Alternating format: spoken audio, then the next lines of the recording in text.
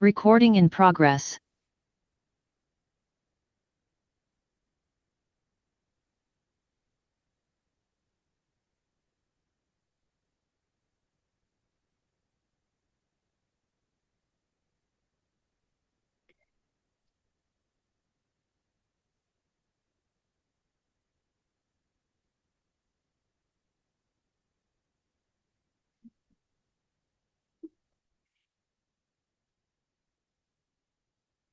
All right.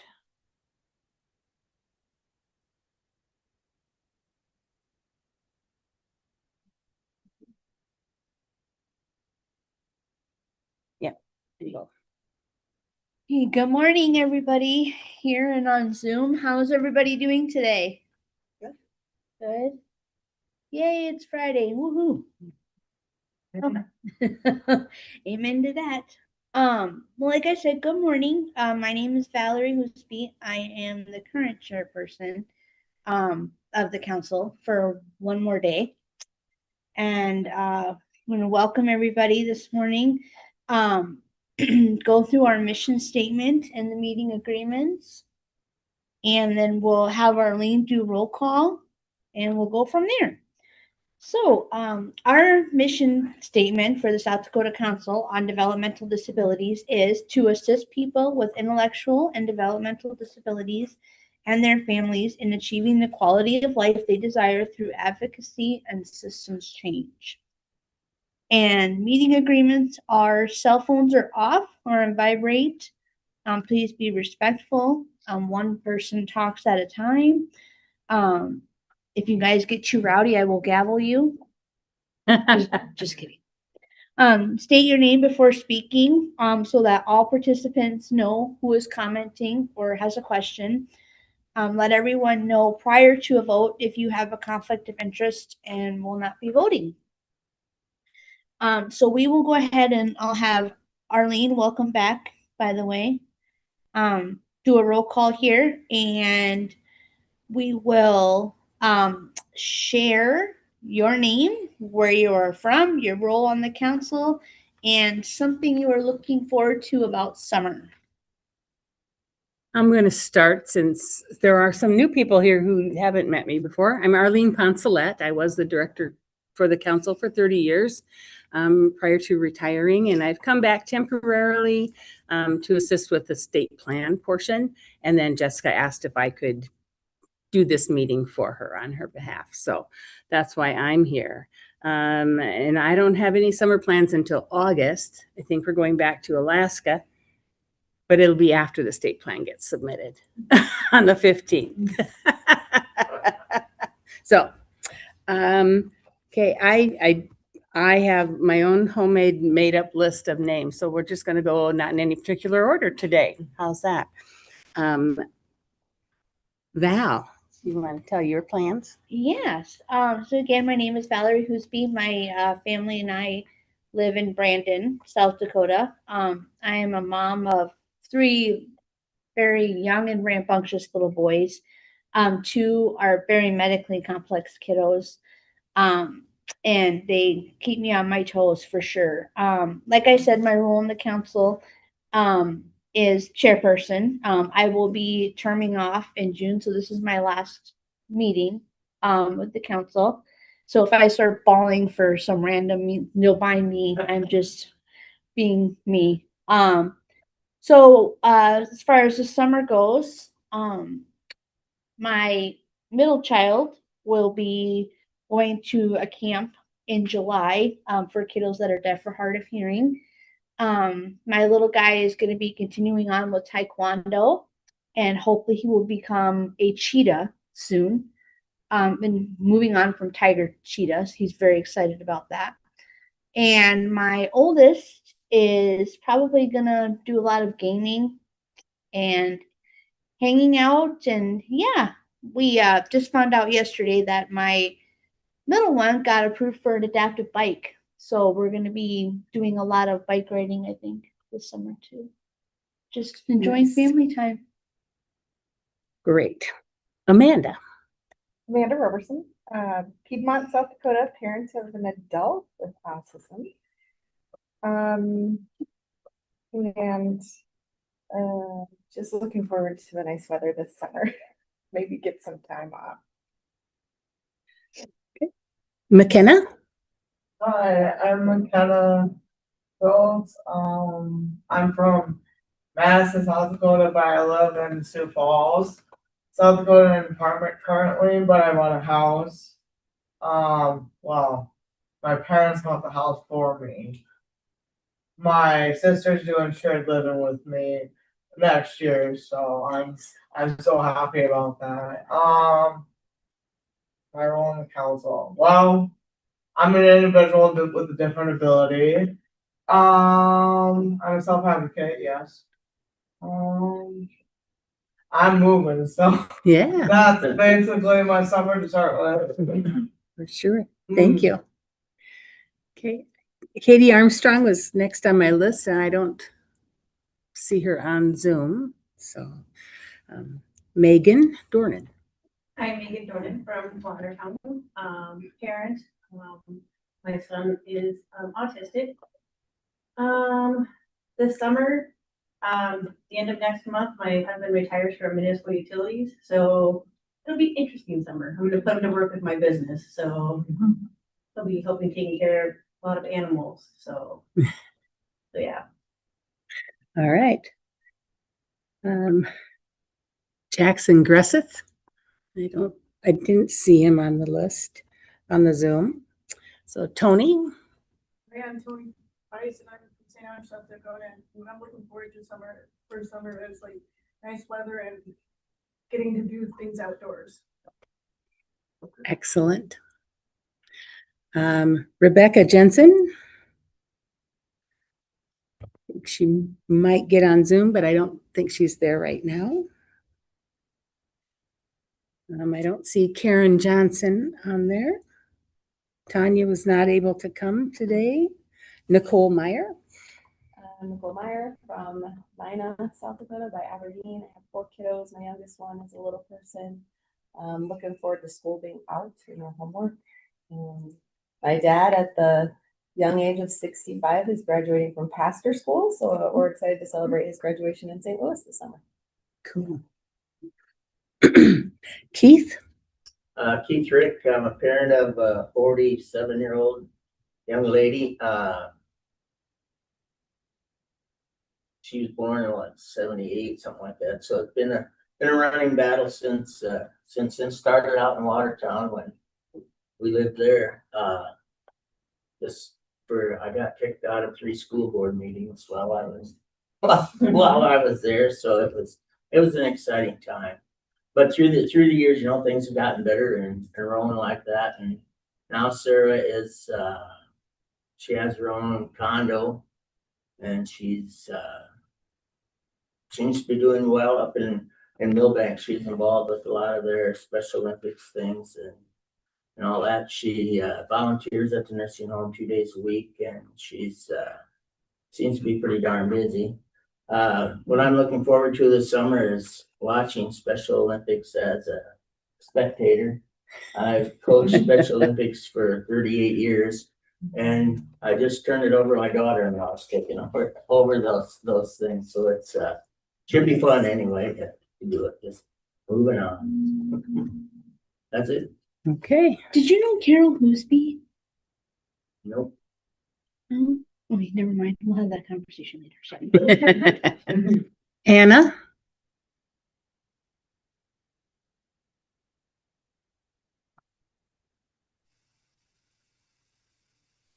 Hmm, Did you mean Anna? Anna. Couldn't quite Yes. hear. Yes. Great. I'm Anna.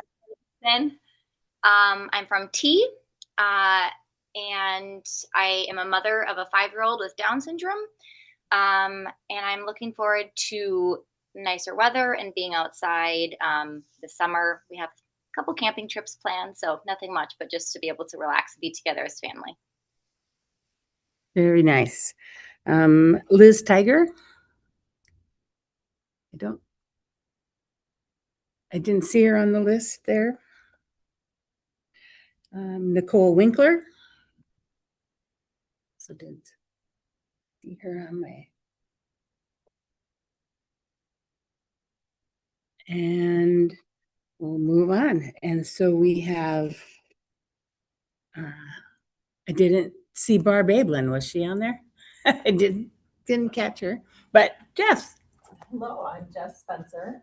Barb Ablin is retiring June 8th as the director of the South Dakota Developmental Center. So I will be taking over director of Dakota Developmental Center. So already started a lot of those duties and transitioning right into the spot, and it's been really interesting and a good experience so far. So exciting times ahead there. What I'm looking forward to this summer, being at the lake mostly. We spend a lot of time at the lake and pontoon boat and just getting some sunshine. I need sunshine. So all right. Melanie Botel. Thanks, Arlene. Good morning, everybody. I'm Melanie Botel. I'm the Director of the Division of Behavioral Health at the Department of Social Services, and we support the publicly funded behavioral health treatment, prevention, recovery, behavioral health crisis stabilization system. Things that I'm looking forward to over the summer professionally, I guess, would be just continuing to work actually with the Division of Developmental Disabilities on some of the work that they're doing to advance crisis care, the crisis care continuum for folks with co-occurring intellectual developmental disabilities and mental health concerns. I think there's some cool things that are happening there. And I'll echo what a lot of folks have said. It would, having just some nice weather would be great. I would look forward to some consistency instead of 90 degrees and then 30 degrees. Maybe we could just have, like a nice 70 consistently would be fantastic. So thank you. That would be my hope too. Right. Yeah. Christy Jackson. program director for the South Dakota Department of Health based in Sioux Falls. I've been a member of the committee for just over a year, I believe. In our program, we look at using a couple of different grants to help fill in some of the gaps in the system for students and youth. 0 through 21, basically, with different types of special home care needs. We're in the process of putting together our action plan for the coming year as well. So I'm really interested in how that will tie in this afternoon. This summer, we have some family coming in that actually live outside of the country, so they'll be home to see us for about a month. So I'm really looking forward to that, and then also the warm weather, of course, too. So. Very nice. Okay, so we may, Jessica's needing to restart her computer, and the Zoom may have to restart as well. So if we click out, we just be patient, and we should all come back in. So if that happens, apologies. Yeah, we are. Jess was having issues. So we'll keep going. So Brad Spencer. So yeah, as you can see, I am not Kevin Dunn. Kevin was the director of the Division of Developmental Disabilities for DHS until about 2 weeks ago when we had a reorg within DHS. So we put the Developmental Center and the division together under one umbrella, and that's the Developmental Services. I guess it's not a division, but it's the group. And so Kevin is now the chief of developmental services and oversees both SBDC and the division. And then about 15 days ago, I was appointed as the director of the division. And so we switched over, and Kevin's like, hey, we switched over the seat on the board or on the council. So guess what you get to do on Friday? Here you go. Like, you bet. Let's do it. So I'm excited to be here. For the summer, I'm just excited for it to be summer. Yeah, I'm tired of snow. We travel a ton, and I'm tired of driving in snow and rain and ice. So I'm just looking for decent weather. Yeah. All right. Melanie Weston. And I didn't see her on the Zoom. There's Karen. Maybe I'll go back and say, Karen. Do you want to introduce yourself?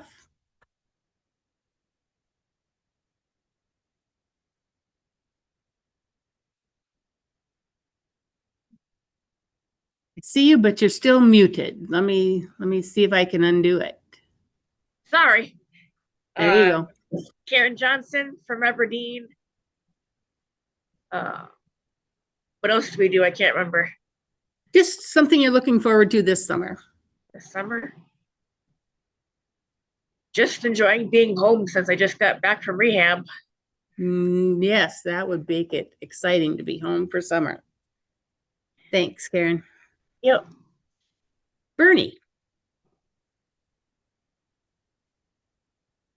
Morning, I'm Bernie Grimmy, Assistant Director of Division of Rehabilitation Services. In regards to the weather, we had snow on the ground in Rapid City this morning, so consistent weather would be nice. I oversee, my main responsibility is I oversee the vocational rehabilitation program across the state, and I've been on the council for some time, and welcome Arlene back again. I suppose probably this summer, looking forward to next week at this time, I'll be back in Pierre for 6 months. I'll be working out of the Pierre office and on the river much more. All right, thanks. Eric Kurtz. Hi, everybody. Eric Kurtz, Executive Director for the Center for Disabilities at UC Center for School Medicine. We are the state's University Center of Excellence in Developmental Disabilities. It's one of those in every state. We serve the entire state. And as you said, we are part of the state DD network of Developmental Disabilities, along with the council, as well as Disability Rights South Dakota. So my role is kind of as a representative from the DD network from the UC. Okay. Thank you. The summer. Yeah, summer. Kids' sports take up a lot of our summer. So I think we're going to try to stay away to Northern California, do a little bit Northern Pacific coast or the Northern coast and hit the Redwoods on the way up and hit Napa on the way back. Nice. See a part of the state we've not seen. Sounds tasty, maybe. That's our. All right. Heather. Heather Prismarzik, I'm the Director for the Division of Long-Term Services and Supports Department of Human Services. I've been on the council about a year, and I am looking forward to some golf this summer. I'm not very good, so I need to golf more, so I can hopefully be good. Very good. Wendy. Good morning, Wendy Trujillo with the South Dakota Department of Education. I am the Administrator and Dispute Resolution Coordinator for Special Education Programs. I am looking forward to the kids being out of school after this morning with a 14-year-old with a learning disability and ADHD and a 8-year-old granddaughter with behavior disability. Giving me a very challenging morning getting ready for school. So I'm ready to be have a break from getting kids ready for school. I can understand that. Happy summer. Cool. Morning, my name is Cole Euchre. I'm with Disability Rights South Dakota, the state's protection and advocacy agency with Eric and the DD Council. We're part of the DD network, and so I think that's part of my role here on the board. This summer, I'm looking forward to anything river and water related, fishing on the water, diving under the water, going off in the water, whatever the case may be. So, with the weather's starting to get nicer, hopefully that we can kind of get that kicked off here the next week or two. Definitely. When it was 97, you wanted to be in the water. Right. It was still a little chilly. Absolutely, yeah. Whatever I can do. All right. Okay. Yeah. I think that's everyone. Did I miss any? That's the big question. Do we miss anybody online? No. Okay, so right away we need to go ahead and approve our agenda from our last meeting or excuse me, our agenda for this meeting, I apologize, and approve our minutes from the last meeting. So First, I'll ask if anybody has any questions or if we need to make any changes or additions. I know Arlene had some things that we're going to kind of switch around today. We do have 3 grant presentations today. So item 5 and 6 were on the agenda, and then we're going to take just a short 5-minute bathroom break and come back right away and do that 3rd presentation, which is from Black Hills Works on the mental health and behavioral support staff training.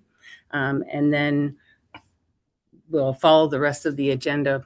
The state plan activities will just start a little later. So. Are there any questions or comments at all before we vote? Okay. I will need a motion to approve our agenda for today as updated by Arlene and approve the minutes from our last meeting on January 7th. Okay. Can I get a second? Okay. Thank you. All third. Yeah. If that makes sense, I don't know. Do I that for appreciate both the agenda and the minutes at the same time? Yep. Okay. And then all in favor. Yep. And it was Heather and Megan. And then we get to talk about. They all get to vote first. All in favor of the motion. Oh, yes, I'm sorry. All in favor of the motions to approve the agenda and minutes, say aye. Aye. All opposed? All right. Thank you. Motion passes. All right, next up is our budget update. All right. Wendy, did you want to try to pull up the budget from the boards and commissions page, or that would be most helpful? Thank you. And then make it bigger for us all to read. There. Okay. So it's the same format as usual. So up at the top, you'll see the grant award for federal fiscal year 2026 has been, I believe that's the final number now, is the 524,064. A little bit less than what we'd estimated, but that's how that goes when they do those budgets. So that's our total for 26. We'll start with the federal fiscal year 25 funds, which is in that blue section there. So we had 27,000 available at your January meeting. And now this time with our obligations, again, reminding you that the Department of Human Services spends our money first in, first out. So our oldest federal funds get spent first. So everything gets put under that federal fiscal year 25, which makes it look like we're not paying attention because we're over obligated by $165,983. But it just comes out of the next year when that money runs out. So in the 26 funds, there's 473,417 still available. We haven't hardly started spending that money yet. And so we have those items listed. We have all 3 proposals from the April meeting. If they were to be funded, that would still, taking off those over obligations from 25, that still leaves the council with $157,911. So that's a pretty good place to be in. And then just, you know, to always keep in mind that our federal fiscal year 27 will start again in September. So know that those are the projects, and we included personnel and a guess on my part as far as the cost for a new staff if you continued on that route, a second staff person for the council. So that's what I know. Any questions?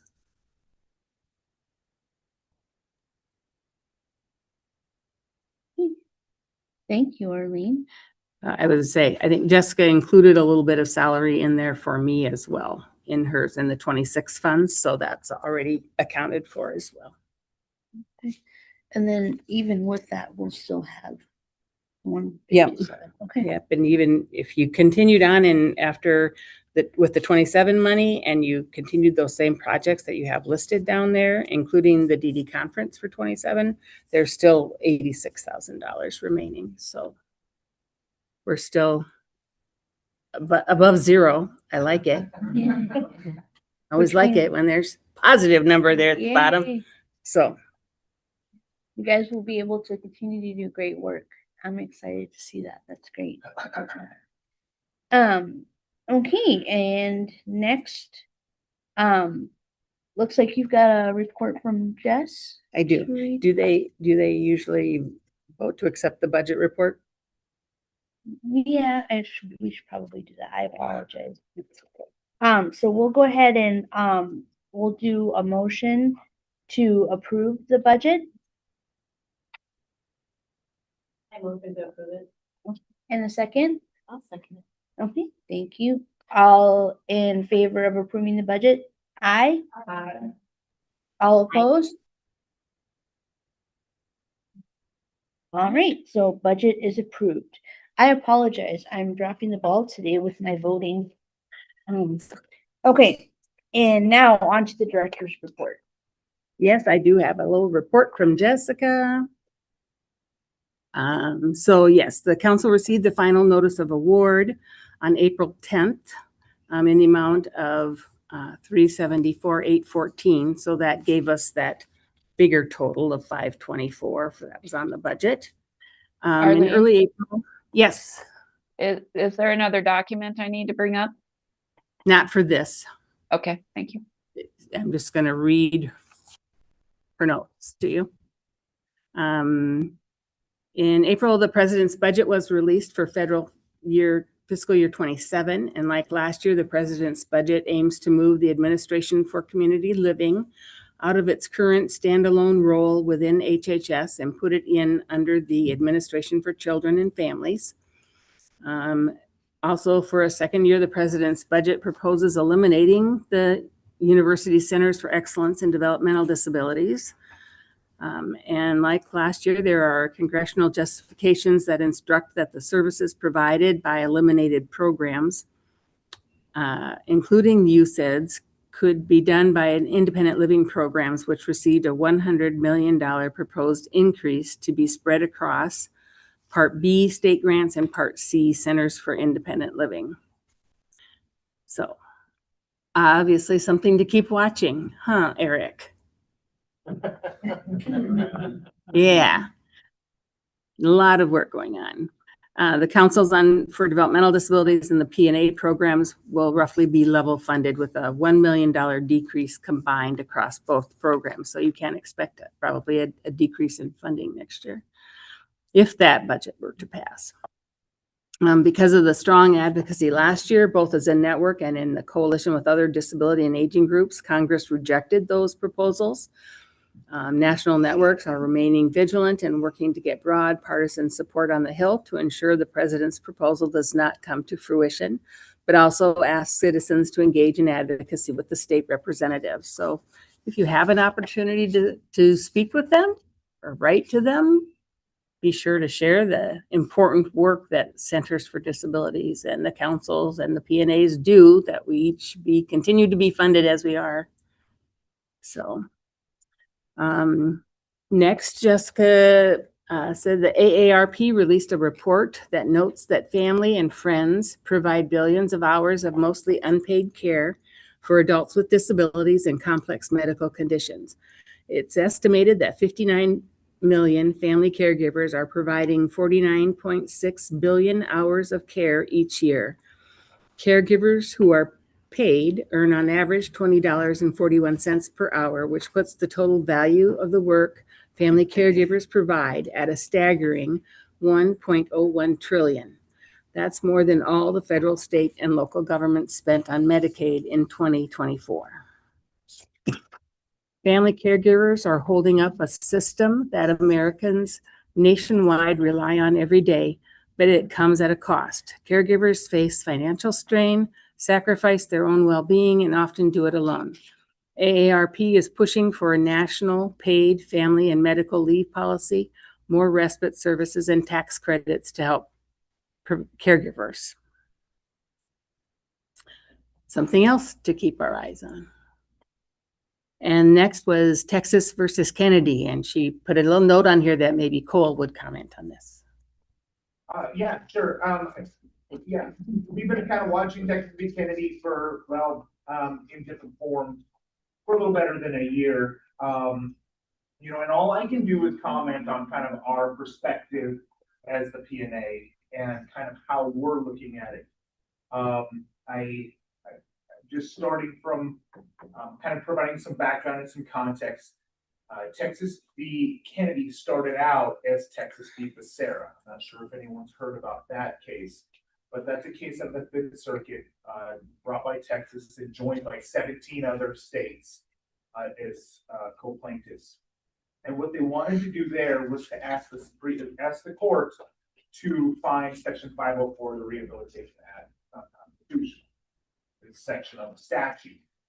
And part of the reasoning was that the new rule that had come out wanted to add people who are transsexual as a protected class within Section 504, kind of a new thing. And so a lot of states said that that group of people shouldn't be included or added to those protections. And there was some other aspects to it, but I think that was a big driving consideration in that case. Since then, there's been some changes and some modifications, partly due to a lot of the advocacy and the pushback from individuals with disabilities and family members to say that we didn't want to have a full-on repeal of that section of the law. And so it was amended, the complaint was amended, and the name was changed to Texas v. Kennedy. And part of that amendment was to say that we're not asking the court to find Section 504 unconstitutional as a whole. Instead, we want to look at the final rule that just went into effect and find those unconstitutional. Part of those rules would be the integration mandate, basically that people need to be served in the community, integrated in the community, and basically the holding of the Olmstead date. People who want to be served in the community and be served in the community need to have the opportunity to receive home community-based services and not face institutionalization or an overbroad institutionalization of people.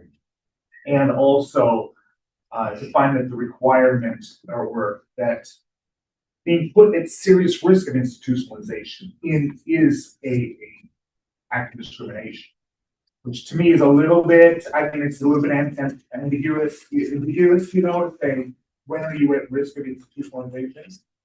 But that still is a protection that people have. I don't want to speak for, we spoke with the Attorney General's office, and I don't want to kind of speak for them, but my impression from that discussion was that it's not the AG's intention to start placing people in institutions. It's not what they're doing this for. Not only is it more expensive for the states to take on that kind of approach, but it's just not the nature of the services that we provide in this state or during this time. And I take them at their word that that's not what their intention is. What they're more concerned about is a broad overreach by the federal government to come in and say, you have to provide services and you have to provide them in this way. You can't do this and you have to do this way. And they're saying, hey, back off. We have a group of people here in South Dakota that we know how best to organize our services and things like that, which is completely understandable. And that's why we have waiver services, is because it's tailor-made for our population and things like that. What works in New York, works in California, doesn't necessarily work in South Dakota. We need to have that flexibility. So you need to get out of our business. Thanks for the money. We'll figure out how to best use it. It's understandable. And that's part of what makes our systems work as well as they do. Additional context is that the federal government here a few years ago said, nursing homes, you have to have a staffing ratio of X amount. Well, we knew we weren't going to meet that, given the staffing crisis in nursing homes. And so that's kind of analogous, right? federal government comes in and says, you have to do this to meet these requirements, we can't do it, nursing homes are gonna fail because we're going to be out of compliance. So they're saying, they're making us do the same thing here, they should back off. Okay, and I understand that, and so, I get where their thinking comes from. However, going after the integration mandate, the protections under Olmstead, the concerns, the legitimate concerns family have around potential, the danger of institutionalization, over institutionalization, some of these things is not the approach to take.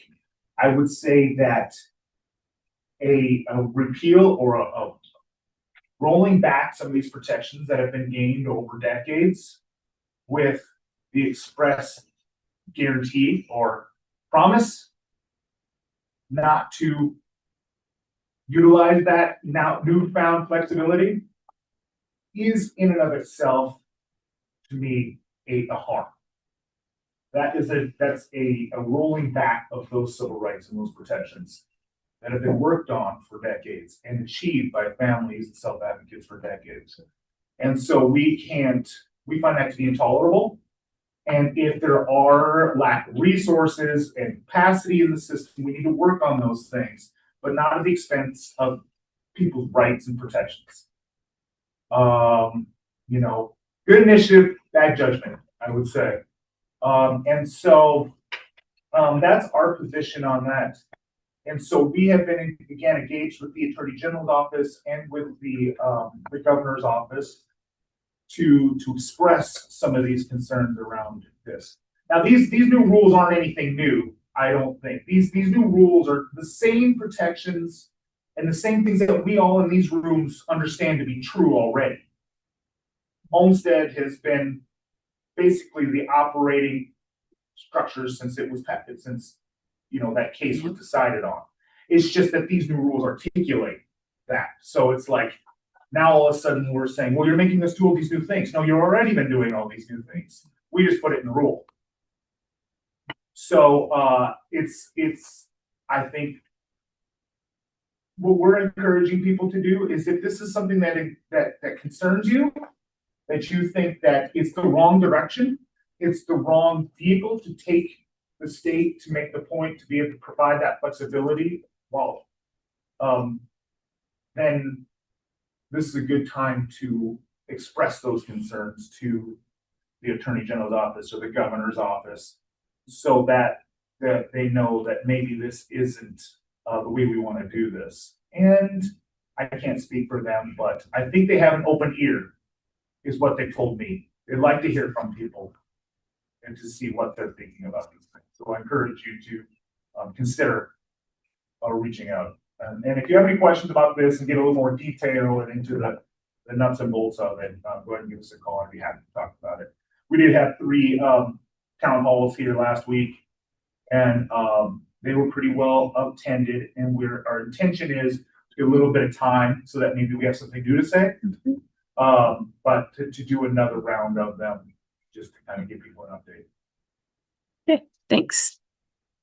Thank you very much. Okay, next on Jessica's list was the position and changes within the Division of DD. And Brett's already commented on his role and Kevin's. I don't know if there's anything else you want to share from the Division of DD at this time?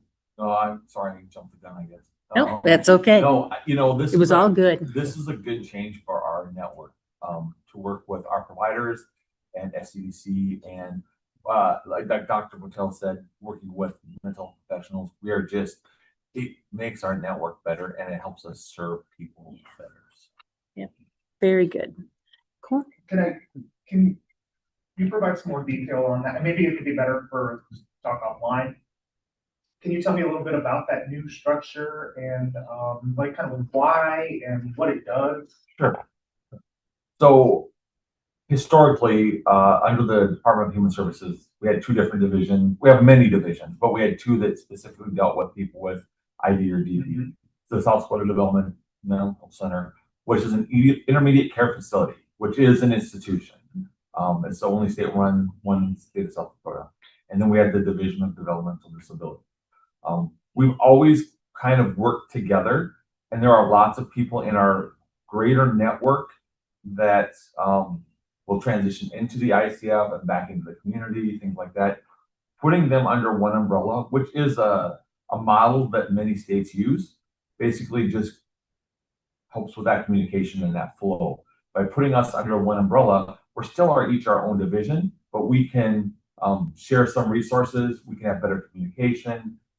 It's easier. We have a staff member, Erin Benton, who is our transition manager. Her office is actually at SDBC. And so she can work with the SDBC folks. She works with HSC. She works with our providers. It just helps create the flow and things a little bit smoother. So Kevin was involved as the director of the division. Before that, he was the assistant director at SDBC. So he moved over to the division, ran the day-to-day. Now he just bumped up a step and oversees both SDBC and the division. And to be honest, like our staff said, in the last 2 weeks, they really haven't seen a lot of difference, and they won't. And quite frankly, our providers won't see any different because a lot of these changes are internal things to make things work smoother internally. So, like I said, a lot of our providers, our participants, our family members probably won't see any changes because quite frankly, for the last year and a half that I've been with the division as the deputy chief or the deputy director, yeah, I've been doing most of the day-to-day stuff with Kevin anyway. We're still doing stuff together. Okay, thank you. Congratulations. At some point, we're going to take over LTSS too, and we're just going to have one. Yeah. No, that was a joke. I was kidding there. We're absolutely not doing that. Yeah. All right. She just wanted everyone to know the Lighting the Way conference is on. It will be held June 4th and 5th here in Sioux Falls at Augustana. So in the past, I'm sure Jess does it now. If there's a council member who wants to attend and would like, I mean, it relates back to the state plan. If it can, your attendance, correlates back to that, the council can cover your cost to attend any conference that's related to our activities. So the website update, the main shell of the web page has been built and it's looking great. Epicosity was working on more second level pages and Jess is in the process of scheduling a meeting with them to view those pages, and they're still tentatively hoping to launch the site in July. So that's good news. And then the position update. So the position had been listed prior to Jess's illness, and they had about 16 applicants before the position was rescinded. She's spoken with Shawnee, and her desire that once she gets a chemo schedule under control, she'd like to open it back up and get someone hired. And she's hoping they can open it back up again in mid-May, early June timeframe. So those were the things that Jess had. And it's funny, they gave me a state email, my old state email address back. And so all of a sudden I had all these emails from listservs I belonged to before 2 years ago. I'm still out there. So I said I got one for the ITAC, which is the Council Training and Technical Assistance Program. And they are having their TA Institute next week. And the sessions are all by Zoom. And if you want to go out to the itachelp.org website and check out the sessions, if there's anything you want to attend, you can just start. You can just register for that. A lot of the sessions this time are dealing with that 5-year strategy to measurable impact, because we're all working on state plan. So that would be the things that might be of interest, but just thought I'd share that part. So that is Jess's report and Arlene's.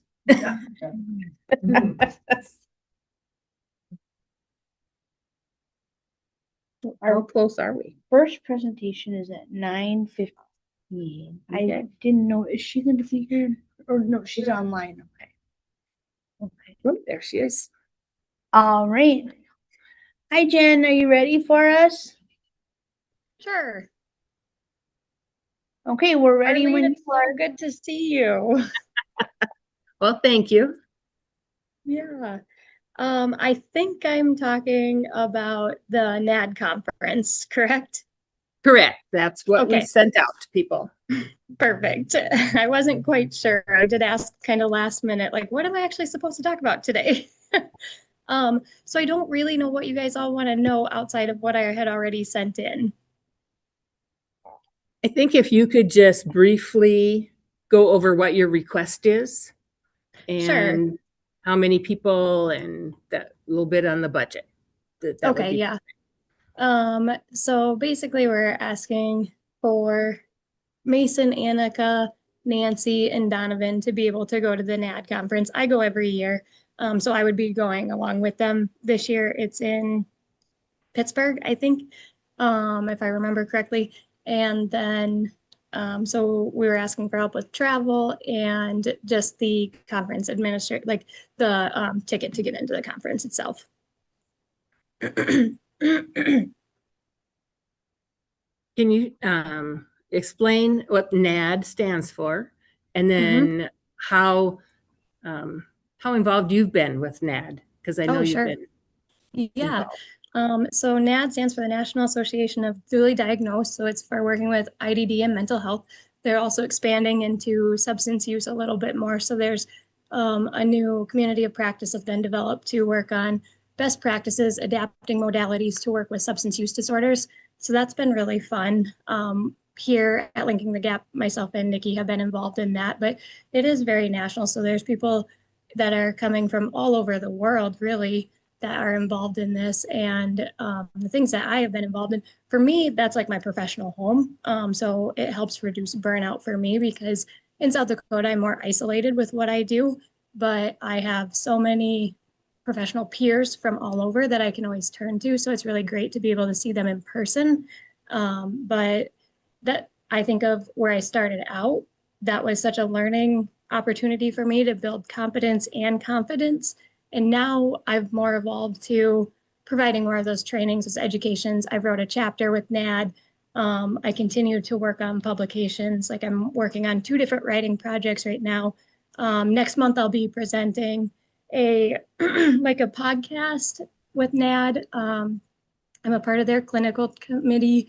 And so that is my NADCC. So I'm a certified clinician within them. Yeah, so I've been very involved and it's been really just a great thing.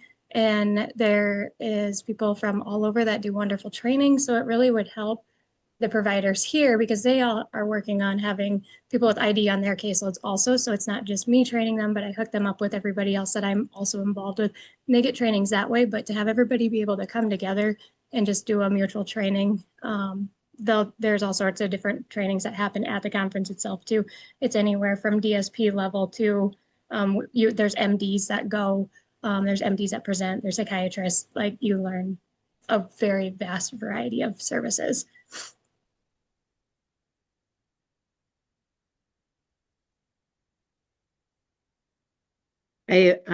Personally, when I was with the council, I did attend a couple of their free Zoom training sessions, and they really are very knowledgeable, and it was I learned a lot about dual diagnosis and what best practice is out there.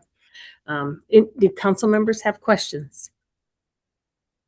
Arlene, this is Bernie, and I got a question I could ask. I'm not familiar with the agency Linking the Gap, and with the 4 people attending the training, how will this then filter down to who's being served? Oh, sure. So Linking the Gap is, well, we're a private practice mental health agency, but we also do a lot of community-based services. So one thing that we are rolling out right now is a parent support group that focuses on dual diagnosed population. We do a lot of advocacy groups, a lot of trainings. We've worked with juvenile justice with our providers. So Mason, while he was an intern with us, was going into JDC and was doing groups. So we really do a lot of different things. We do substance services. We are credentialed with the state to serve outpatient level 1 substance services. And yeah, we're located in Sioux Falls, but we offer statewide services. Hopefully that helps answer that question. Thank you. So, And I go into all the agencies within Sioux Falls. I've most people on my caseload. I see people in office and then in agency to help reduce some of that barrier of transportation. And then Mason works with kids. So then he has quite a high number of children that come over from Lifescape Youth Services that he's serving. And then Annika also works with people with different abilities. And then the same for Donovan is just starting as an intern, and Nancy is also just starting as an intern. So really increasing capacity.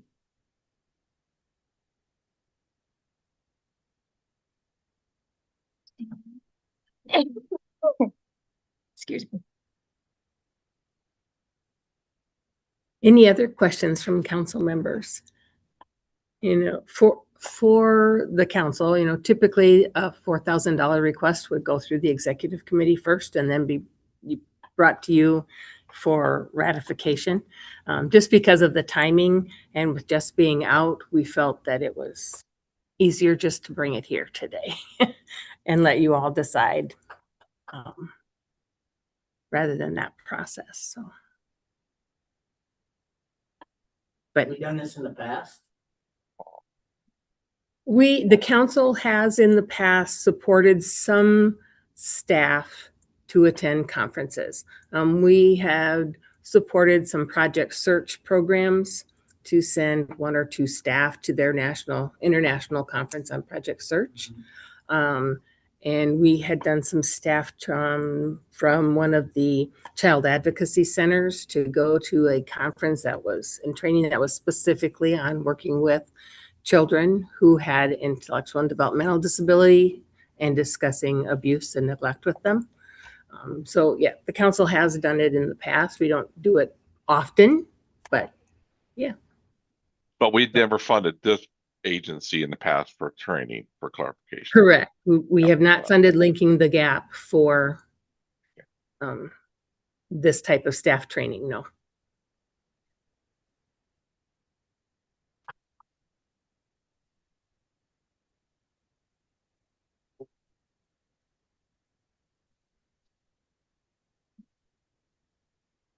Yes, I was just wondering, do they have another source of funding where they get assistance to go to?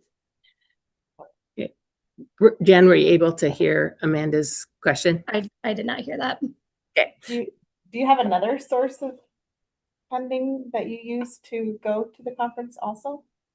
No. So the way that this business is structured is it operates off of realistically like the income that we bring in as providers, and then everything goes out of pocket. So anything that we're paying for is less that we bring home to our families.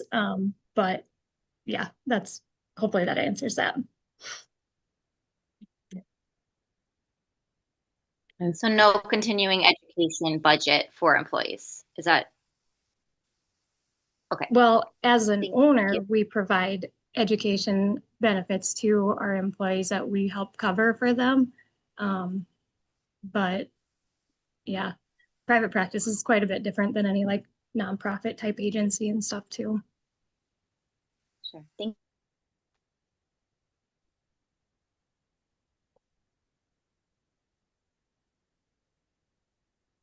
Sounds like they're working with a lot of kids at LifeQuest with the dual diagnosis thing, and the staff is helping with that. Lord knows there's never seems to be enough people around to help with those kind of things. So I'd be in support of funding it for them. Well, we'll talk about that a little later, Keith. Keep in mind. We'll determine that funding later after we listen to all 3 proposals we have today. So, but thank you.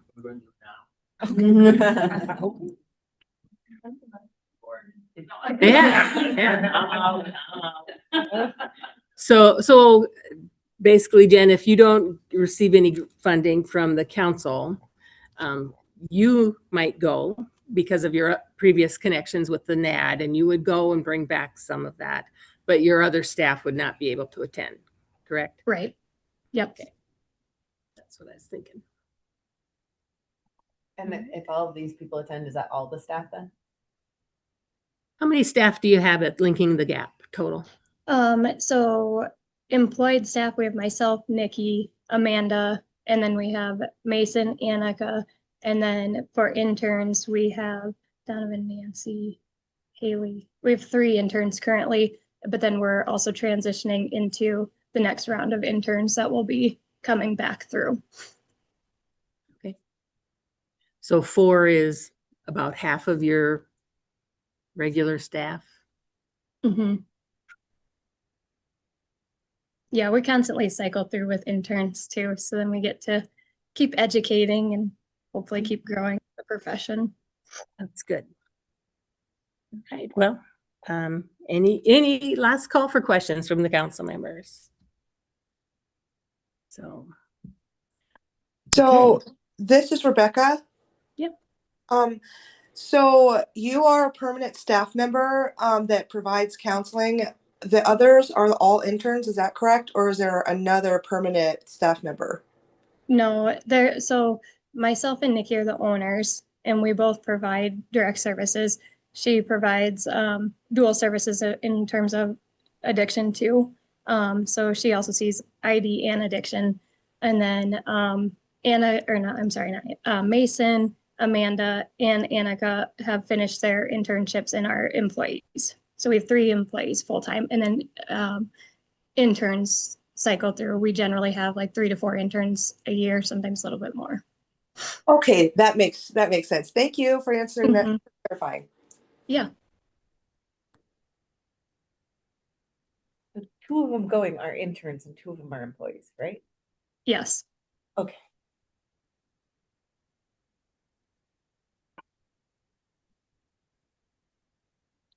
okay, well,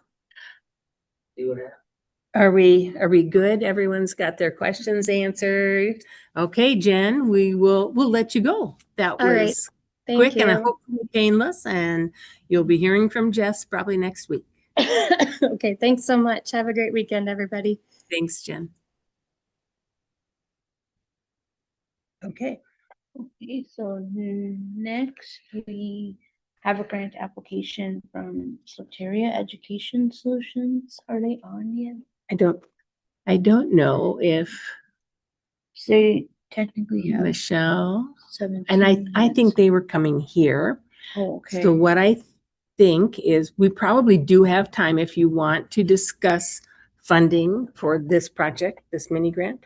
Right now, there's probably time, right? Because Yeah, is everybody okay with doing that? Just having a quick discussion? Okay. Arlene, we are currently being broadcast.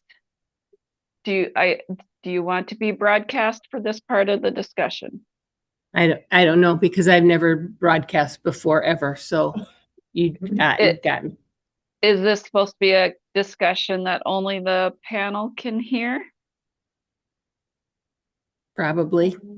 Okay. Yes. So I'm going to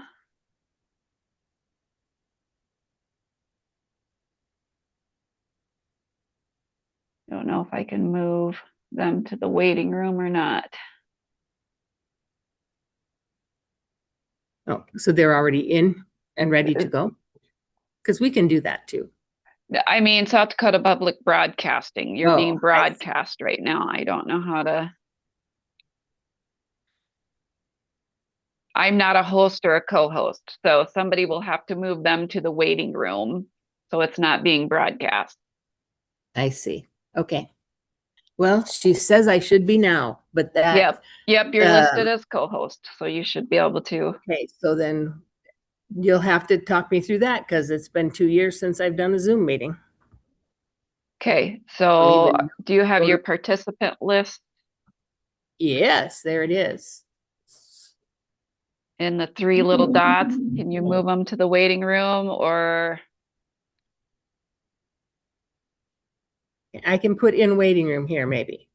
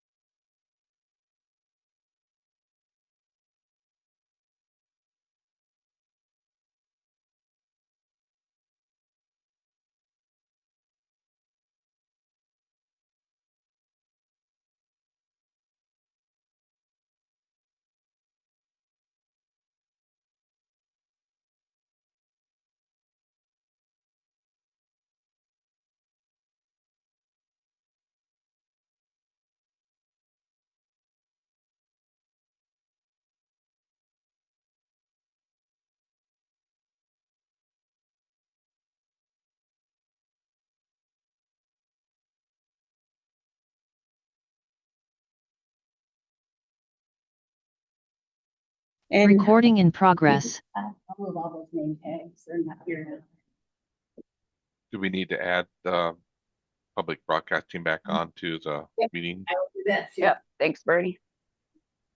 I need more. Oh, I'm digging in.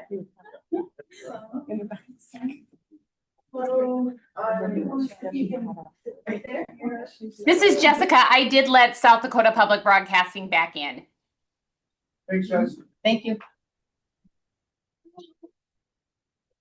Yes. Yeah, are you still? Yeah.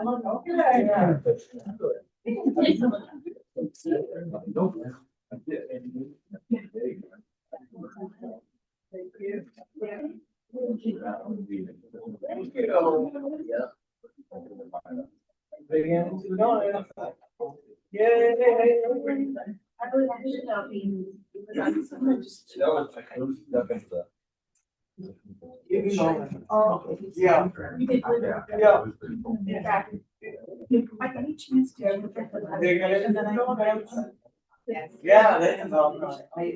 Okay. More right now. Would you be willing to do that? All right, it's just that.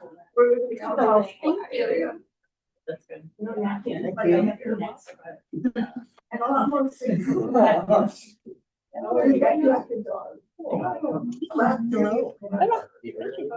Excuse me. One here too. Switch his spots. Don't make a very good tour. Yeah. I tried to hold out, but I couldn't resist it any longer. I feel like I'm just last day. Yeah, I think that's more of what I'm thinking about.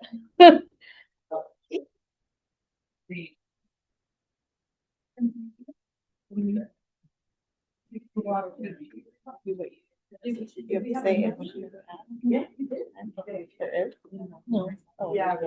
Well, there is, but I try to like not look at that so much, but. Yeah.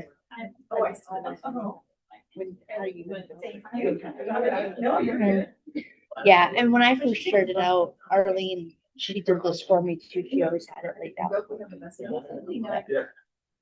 Sometimes I just try to do things in a different way. Okay, what'd I do? Yeah, yeah. Yeah, it's not easy. I must have checked myself out of Zoom, maybe. Just a minute. Whoopee. We're on the road. Okay. Too many things. What's that?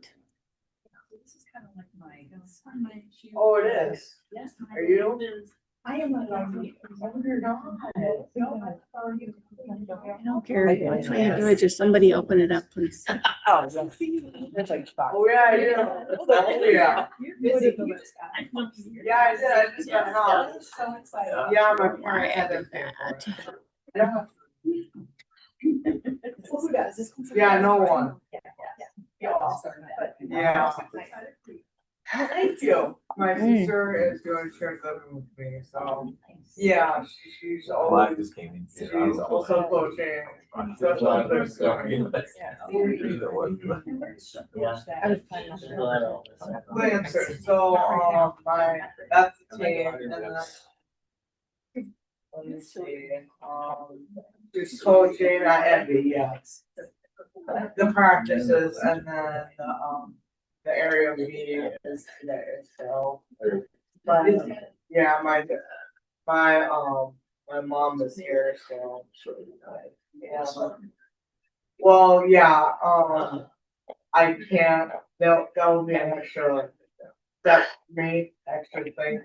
You okay? So, Is that good? Oh, no, now I'm in the waiting room. Since I've been going to practice. Somebody else. So. There. Yeah, Must be putting it back in. But Arlene, we still hear you and stuff like that, so. Yeah. Okay, well. Yeah. You just may not have options of controlling things. Okay. Arlene, yeah, I'm still seeing you in and as co-host.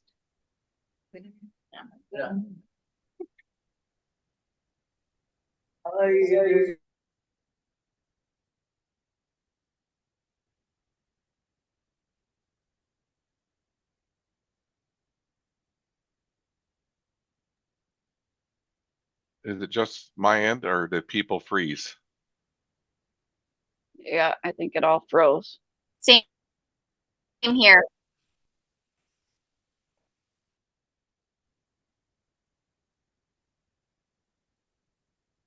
I think I lost that room altogether now. I wonder if it had to do with her opening up another one. There you go. And there we go. Okay, we're working on it. Maybe you'll see me again. We hear you though. Do you have it open twice, Arlene? Probably do. I can't find the other one though. I mean, I don't see two open on my screen. But I don't have the owl connected now either. It's not giving me the full run. Yeah, this is what retirement does. You have no. Where's Cole? He said that the first time, but we didn't call it. Oh. And on your taskbar, you don't see Zoom twice? I do not. I do not. I have just. It's the best you've ever had. Just one of everything. Good. No.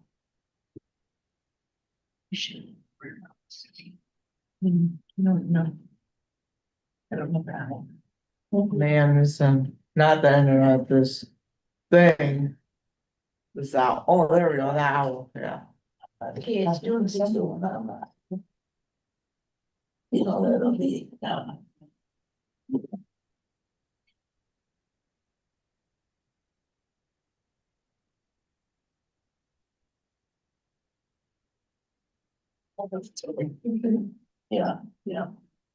Okay, so do you see the owl moving now? And you can hear me?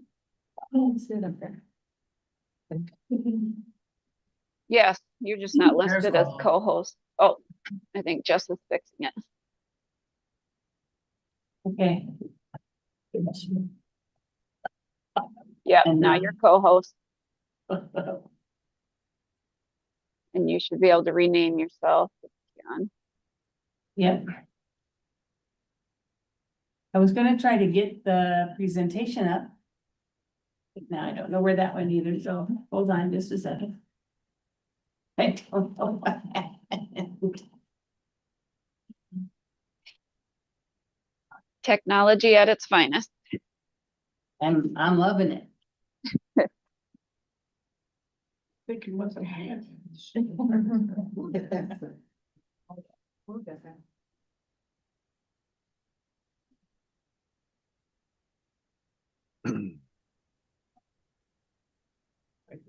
Doesn't let me hold up.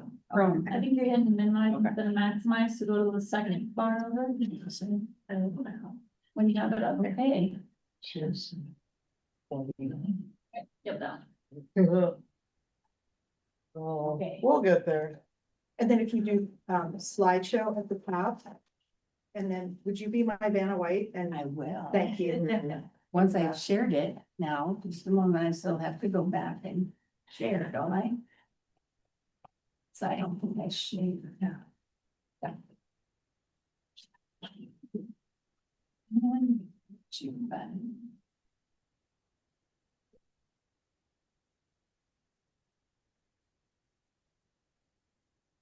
Oh, look at that. Beautiful.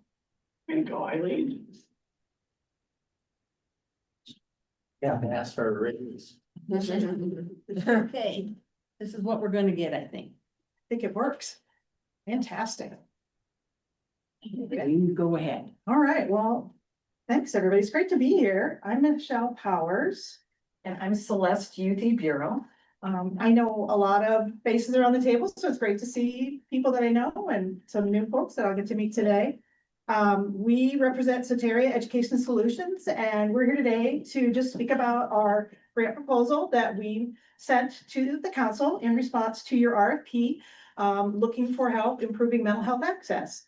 We were super excited when the RFP came out, and I just want to say, first of all, as a parent, my youngest daughter is on the spectrum, and I just really appreciate the work of the council in trying to improve access. That's so important. So with that, we'll just tell you a little bit about ourselves. The next slide has a gorgeous picture of Celeste and one of me. So I'll tell you a little bit about myself. My background, I am almost 40 years in the field of working in the field of special education and disabilities. I've been I've worked for the state. That's how I got to know Bernie Grimmy. I've known Bernie for a really long time. We probably don't want to say how long. I was the state director of special education, worked in the state for about 13, 14 years. I was a local director of special education for the Brookings School District. Finished up my doctorate and went to Augustana, taught at Augustana for almost 7 years in the field of special education law, methods, things like that. And then I decided I would try to move into the adult world. And so I spent about 2 years working for a community support provider out West River. But now I am back in Brookings because my daughter is taking priority for me. And so that's where I'm at right now, is helping support my daughter and working on building our company. So Great, and I'm Celeste Youthy Bureau. I have the good fortune of meeting Michelle at Augustana University, and I'm still a professor there. I'm an associate professor in the psychology department, and my background is really education. I was a teacher for several years, and then I was an administrator, then central administrator, where my key roles were with the counseling group and social work, Indian education, also homeless education. So that's kind of where I went to. Took the early retirement with the state and then went to work at Augustana. So I'm still at Augustana teaching a lot of the psychology courses, mostly clinical work. And part of Augustana's mission is to also do service. So for service, I go to 2 rural hospitals and clinics where I provide mental health services. And so a couple of schools have also asked me to come in. So I get to keep that educational piece and work with children, adults, and families. So that's kind of my current thing. And then working on this business with Michelle. That's where it is. So let's jump into the grant. So on the first slide, this isn't new to you. Just thought it was important to start with a basic statistic of where we're at today. Again, some of these numbers are, you gotta take them a little bit of grain of salt because we don't have exact data. But research tells us we can expect that 35% of individuals with an intellectual or developmental disability have a dual diagnosis of both mental health and IDD.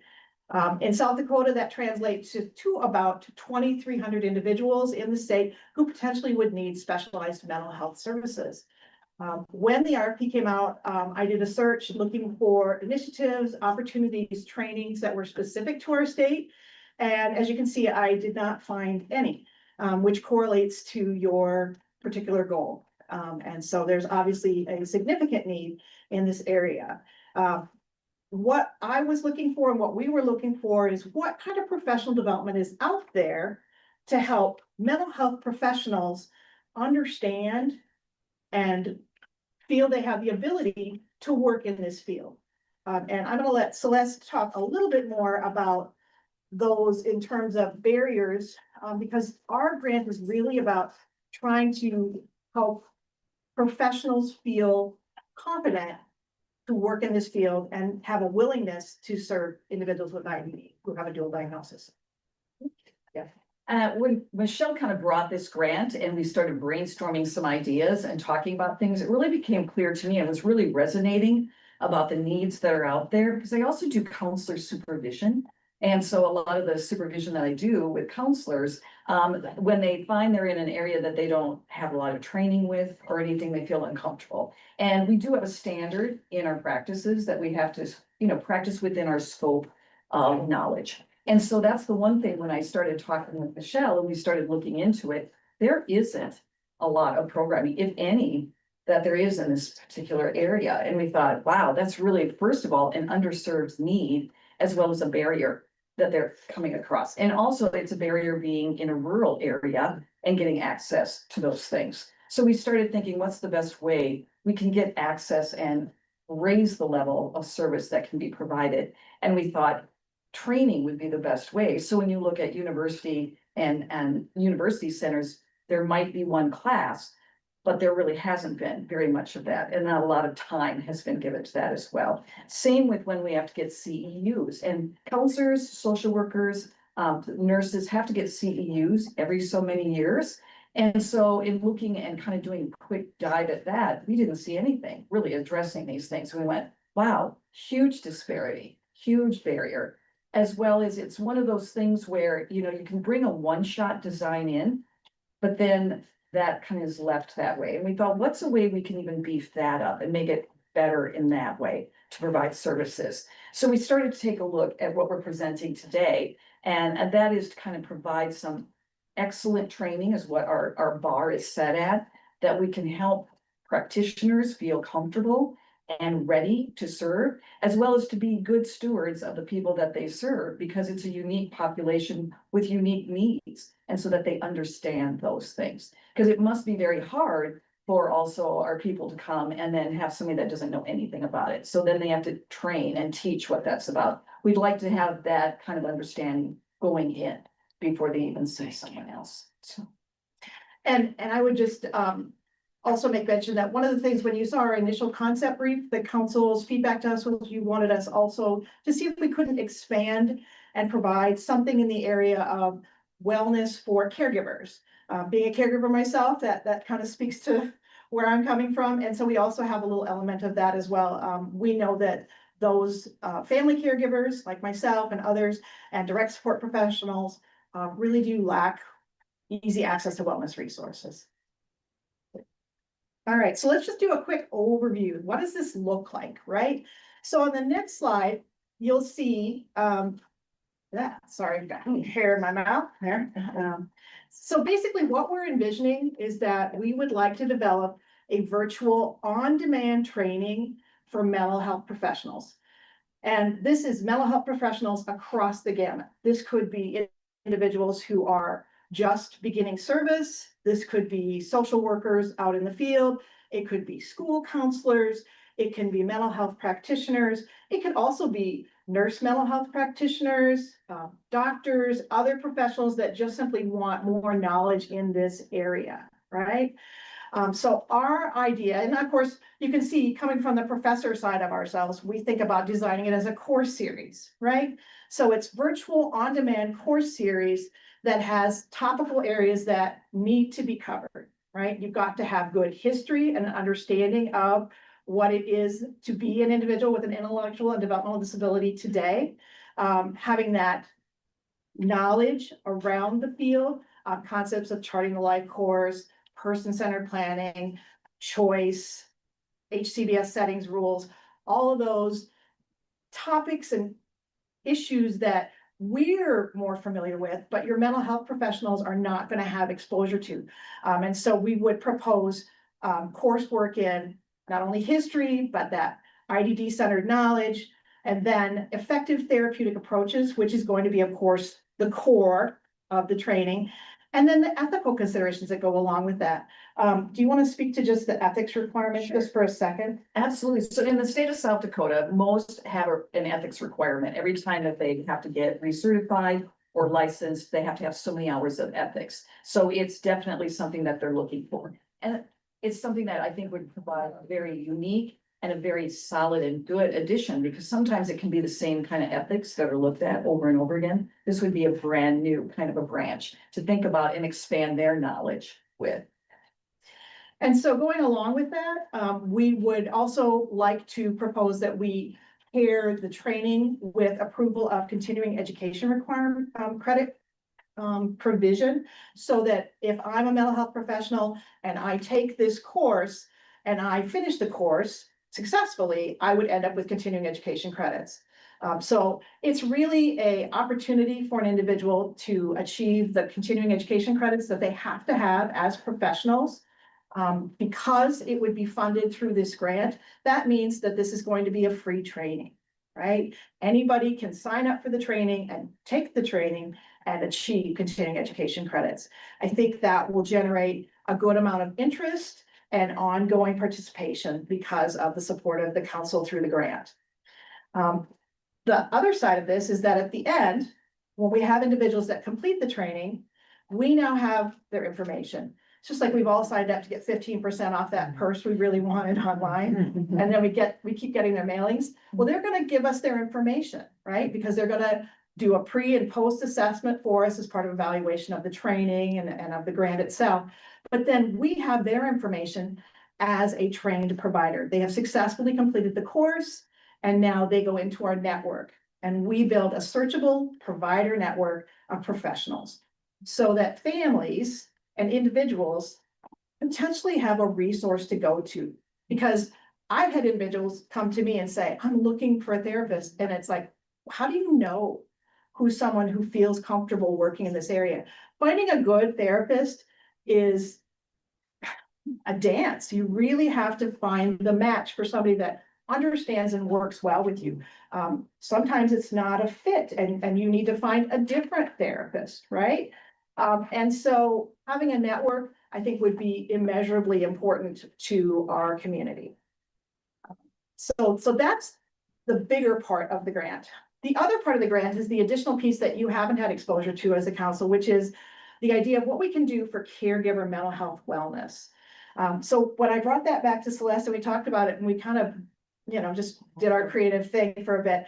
And one of the things that I shared with her is, as a caregiver, don't send me to a webinar. Don't tell me you can go to this 2-hour event and get this opportunity. Don't hand me a pamphlet.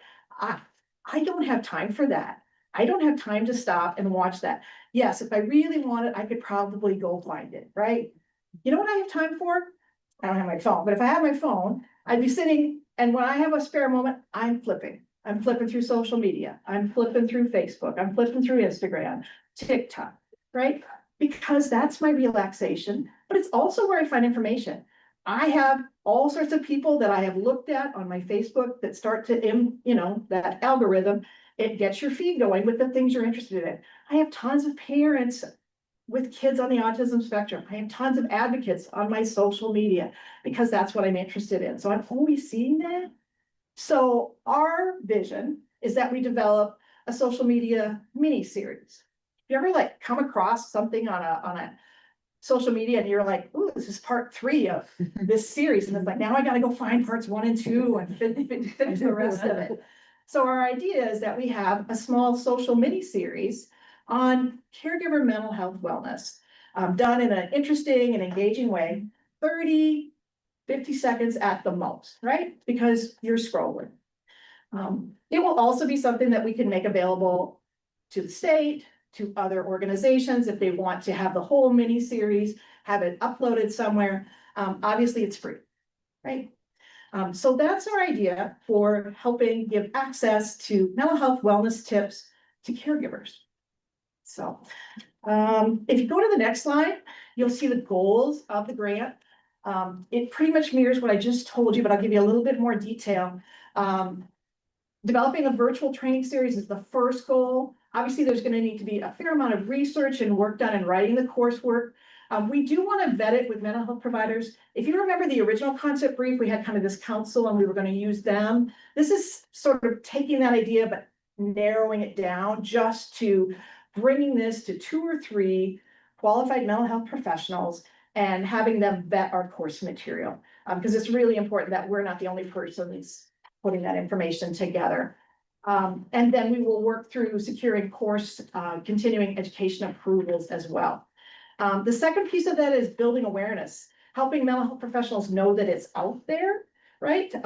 This is where Celeste is really important. She's a member of several professional associations. We would seek to present at local conferences here in the state and share information about this upcoming training opportunity. We'd also be doing some digital marketing. So obviously pushing things out on Facebook, social media, et cetera, working with our other partners, the division, working with Disability Rights, working with Parent Connection, other agencies and entities that touch individuals with intellectual and developmental disabilities, all your CSPs, all your family support coordinators, all your case managers, right?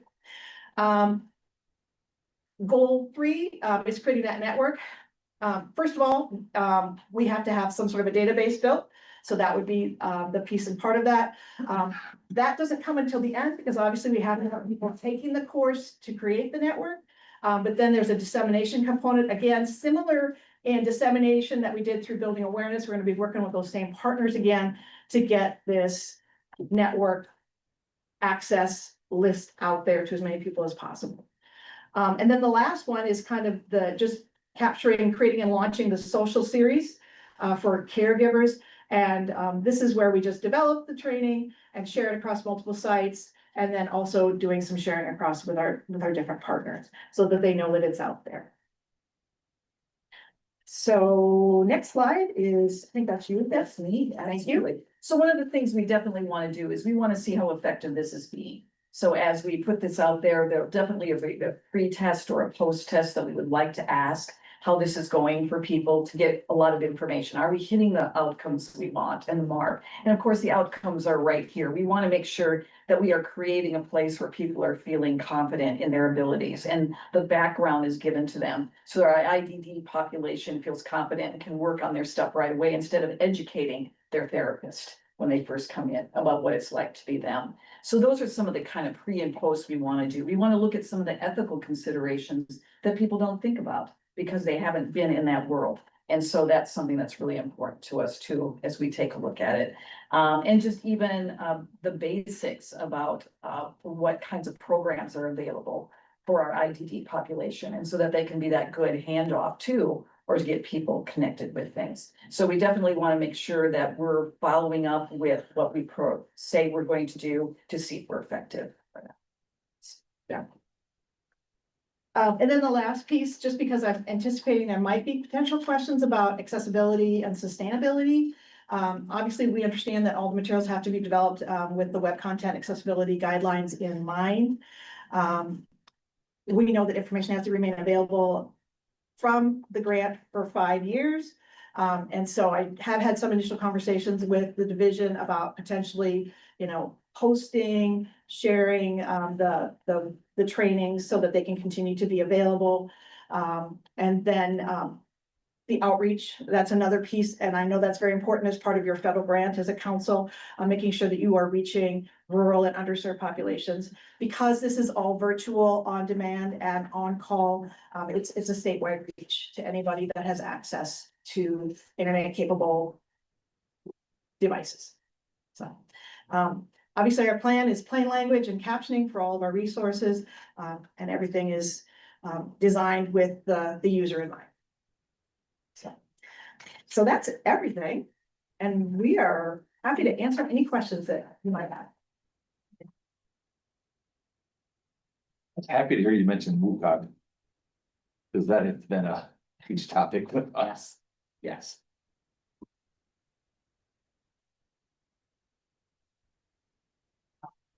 You're so thorough. I think of some question. I was reading a letter of support from Desiree. Desiree. What, she talked about being professional in her work. What is she? So she works for the co-op down in Beresford. So she provides services to all the schools around that area. Yeah, she's the parent of an individual with an intellectual disability. Do you know her Uniquely Yours? Yeah. It's Desiree. Okay.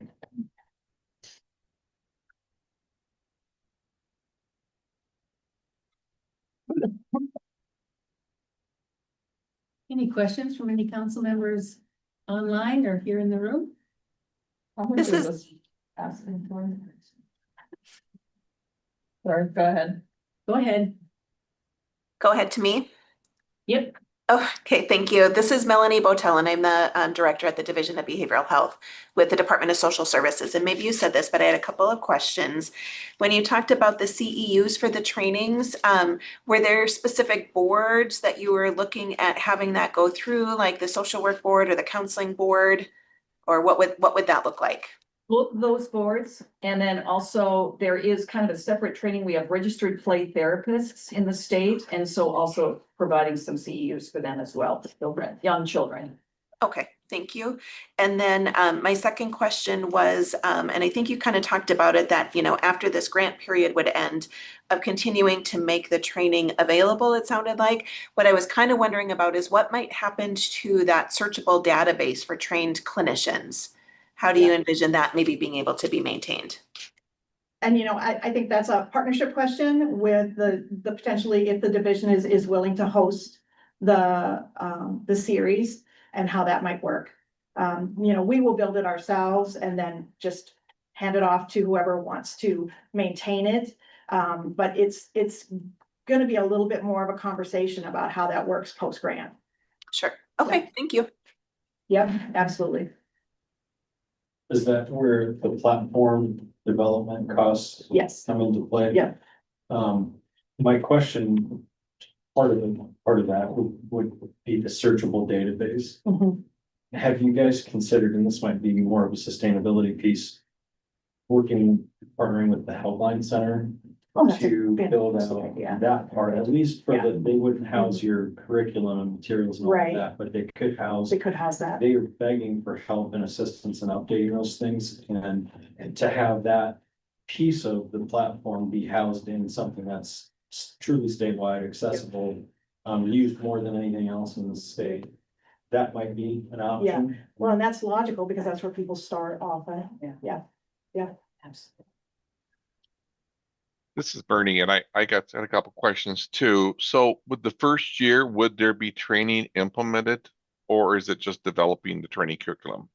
No, we're not looking, I gotta get to my slide with dates. It's development for the first year and hopefully launching by July of 27. Because we're gonna have to work with content developers, to build the virtual trainings. I haven't done that before, to be very transparent, and so I don't know how long that will take us. I think the course will come together fairly well. But then, you know, how fast our content developers can work is really what I'm unsure of at this point. So when the training is developed and for the following year, then would there be like a cost for people to take the training, the courses then, or how was that going to be handled? I'm sorry, Bernie, can you say that question again? Yeah, if the following year, the curriculum is developed, the virtual training is developed for people to attend those trainings or watch them. Will there be a registration cost for those individuals to do that then? There should not be, because everything will have been covered through the cost of the grant is investing in terms of development. It's just simply having a secure hosted site. If we maintain it on our website, then obviously there's gonna be ongoing costs for us. So it just depends on, you know, if we are granted, who would like to partner with us to potentially hold these for, you know, the years of the grant.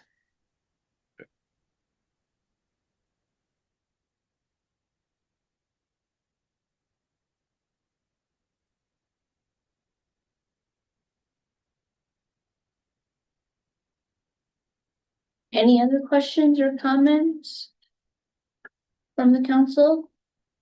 Yes, I have one, and Brett, you kind of talked a little bit about this, but with the web content accessibility, it's very tricky, and I'm glad I don't have to do that, but, are your IT partners familiar with that? Or is that? Yeah, well, we haven't, obviously, we're gonna vet that when we Oh, go okay. to select a partner to help us with this. They will have to provide assurance to us that they will make sure they're accessible. Yeah. Is there, this is Spencer, is there the opportunity, you talk about a 5-year grant developing the content?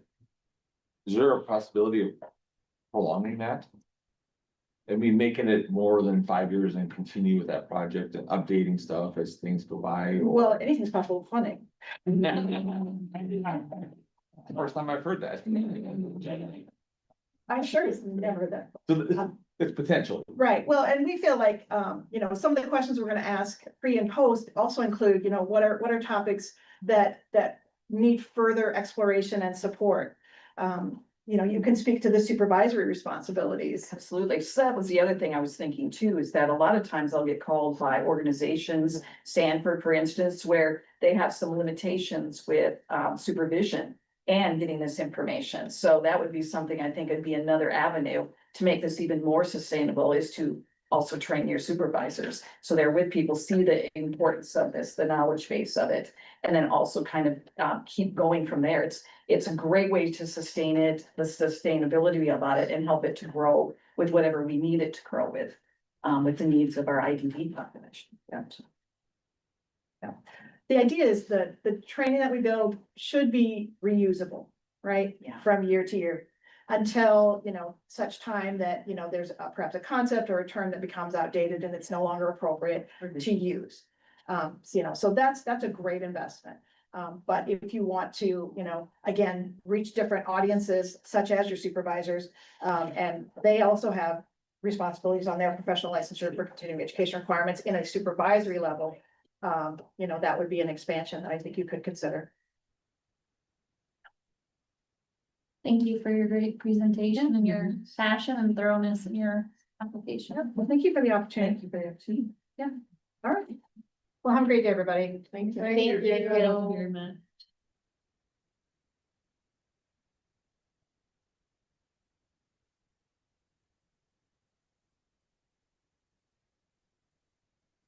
And for council members, we have no real opportunity for a break. Our next presenters are in the waiting room. So if I can find it, I don't really know where the waiting. Because I didn't let him in right.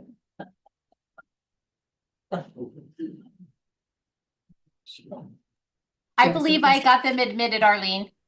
Thank you. I would say, it looks like Jessica just did that part.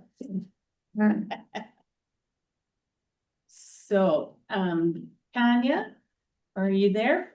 I am. Hello, thank you. Great. I think that we will let you go ahead and give your presentation to the council. Well, I know that Christina has been working closely with you. She's our grants officer. She was not able to attend today, so I am stepping in to give you an overview of what we are looking for. So I'm with Black Hills Works. We support adults with disability. I'm not honestly sure exactly how much background you have, if you've seen the proposal or not. So I'm just going to give you kind of the broad overview. But we were really excited to learn about the opportunity to find some funding to train our staff on mental health and IDD. As you know, over 35% of folks with IDD also have a co-occurring diagnosis, and we really want to be able to set our staff up for success. So we looked at 4 different ways that we could do that. The first was to partner with Dr. Karen Harvey. She is a national expert in trauma-informed care in the IDD world and does trainings across the country. We've been exposed to her through some online trainings, but she also does a basic intro for our staff around trauma-informed, and we've received really good feedback for her. So we would like to be able to bring her in. Because this is an in-person training and we're bringing her and all of the travel, we thought it would be best if we reached out to other CSPs in the state. And so we are partnering with Brookings on this as well, so that we can get the most out of her travel. So we will do a training on this side of the state, as well as support her to get over to Brookings and do a training over there. The second piece of this would be a motivational interviewing training. This would be a 12-hour virtual training for up to 40 of our Black Hills Works staff. We're really excited about the motivational interviewing training because we are so often working with our participants to help them reach their goals. And as you know, sometimes it takes a little motivation. If you have that goal to be healthier, to eat different, or to get a job, it can be challenging to get motivated around that. And motivational interviewing has huge success within the IDD field to help people really connect to what they want and to move them in that direction. The third piece of this project is an annual pass with an organization called Next Gen Synergy. Next Gen Synergy is one of a kind. They've really taken a niche market, and they've focused in on mental health and IDD, and they provide everything from online trainings to the ability to join in case presentations. So if we were really struggling with a participant, we would be able to connect with experts across the nation to really talk about what are the best supports, what are some of the things that we can do. The final part of this project is to look at the training that we're providing in regards to crisis management and support. Right now, we utilize safety care as our only training, and that is a very hands-on training. It does have the de-escalation piece, but it does rely primarily on physical restraints and when people are highly escalated. Ukiro is a restraint-free philosophy, and it's going to teach a lot more. It's grounded in those trauma forms. So you can see how all 4 of those projects really come together. As far as the timing of this, our goal was really to do this right now because we are in the process of really upgrading, changing, reinventing our behavioral support program. It's growing. We're taking more individuals. They have higher, more intense needs in regards to mental health support. And we have some changes in staffing. What we want to get away from is the idea that we have 1 or 2 people who know how to work those behaviors. They swoop in with their cape and they fix things. We want to be able to take this education and reach it across our organization. So through this, we're going to be able to reach really all of our staff. So we talk about being able to reach 275 plus DSPs, but we're also going to reach leadership. Trauma-informed care is something, whether you're working as a custodian or at the front desk, there are things for you to do. So we hope to really impact all 591 of our Black Hills Works participants, as well as those in the Brookings area. So I want to just turn it over to Brookley to see if she has anything to add to that, and then we would be open to whatever questions and clarifications you need. Hi, my name's Brookley. I'm the director for our behavioral health program and our intensive treatment services. So within the behavioral health program, we do support individuals with higher mental health and physical behavioral needs that they require. This program probably utilizes our safety care physical management procedures the most throughout our organization. The behaviors that may occur within this program can become very dangerous. What we also know is that there are several people within this program that do have a significant history of trauma. And because of that, we feel that it is re-traumatizing to do any physical management with them. So going to Ukiro would allow us that opportunity to keep them safe, keep our staff safe, really giving them that trauma-informed care piece, and helping them live a much better life without the use of physical management.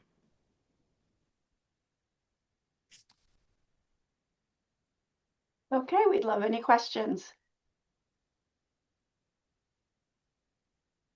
This is Spencer. This sounds really cool, to be honest. After coming from an ICF, it sounds really cool. So you guys are gonna do it, and then is Brookings doing it in advance? Are they doing it in partnership, or are they gonna do kind of the same thing but on their own? So Brookings is partnering with us on the Karen Harvey. So Karen Harvey will do 1 full day here, and then we'll support her to get to Brookings, and she'll do 1 full day there. Okay, are they any of the other CSPs attending or invited to attend? Is it just for those, you guys' 2 crews? Other CSPs will be invited, yes.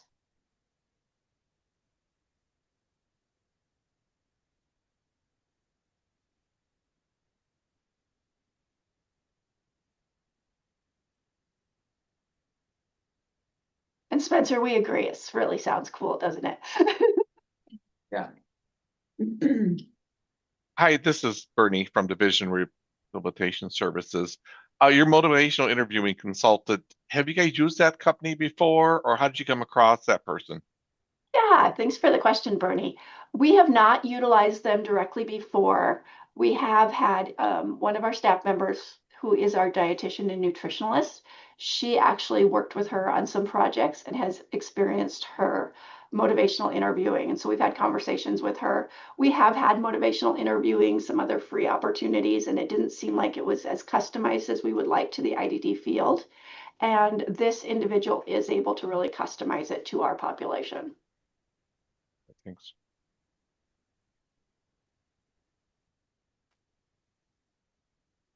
Any other questions from the council?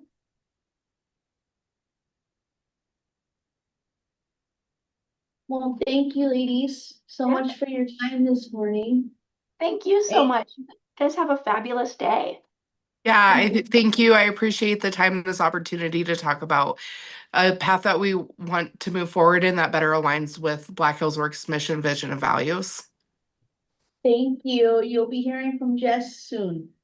Okay, thank you. Bye-bye.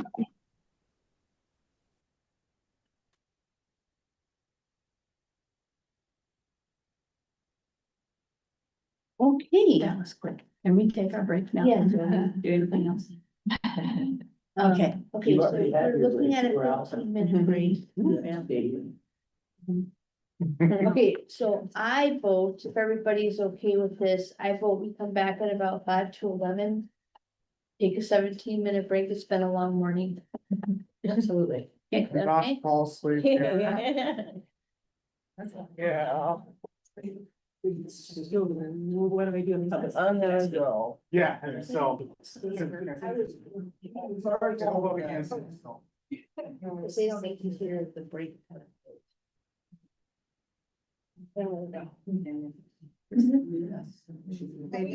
That's not. One.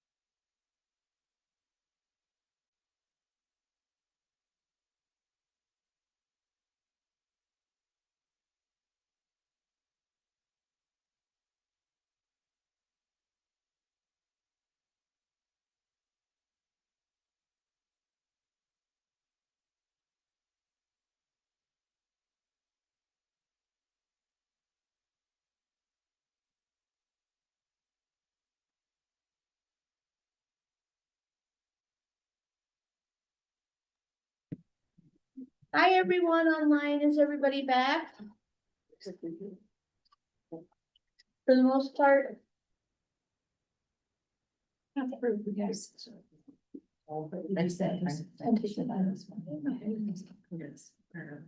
Okay, I'm seeing thumbs up. Everybody ready to get started again? Okay.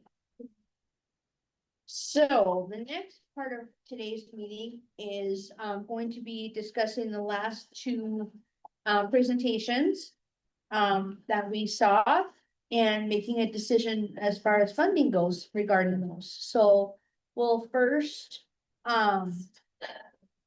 discuss the grant application from the Soterra Education Solutions. Can I get a motion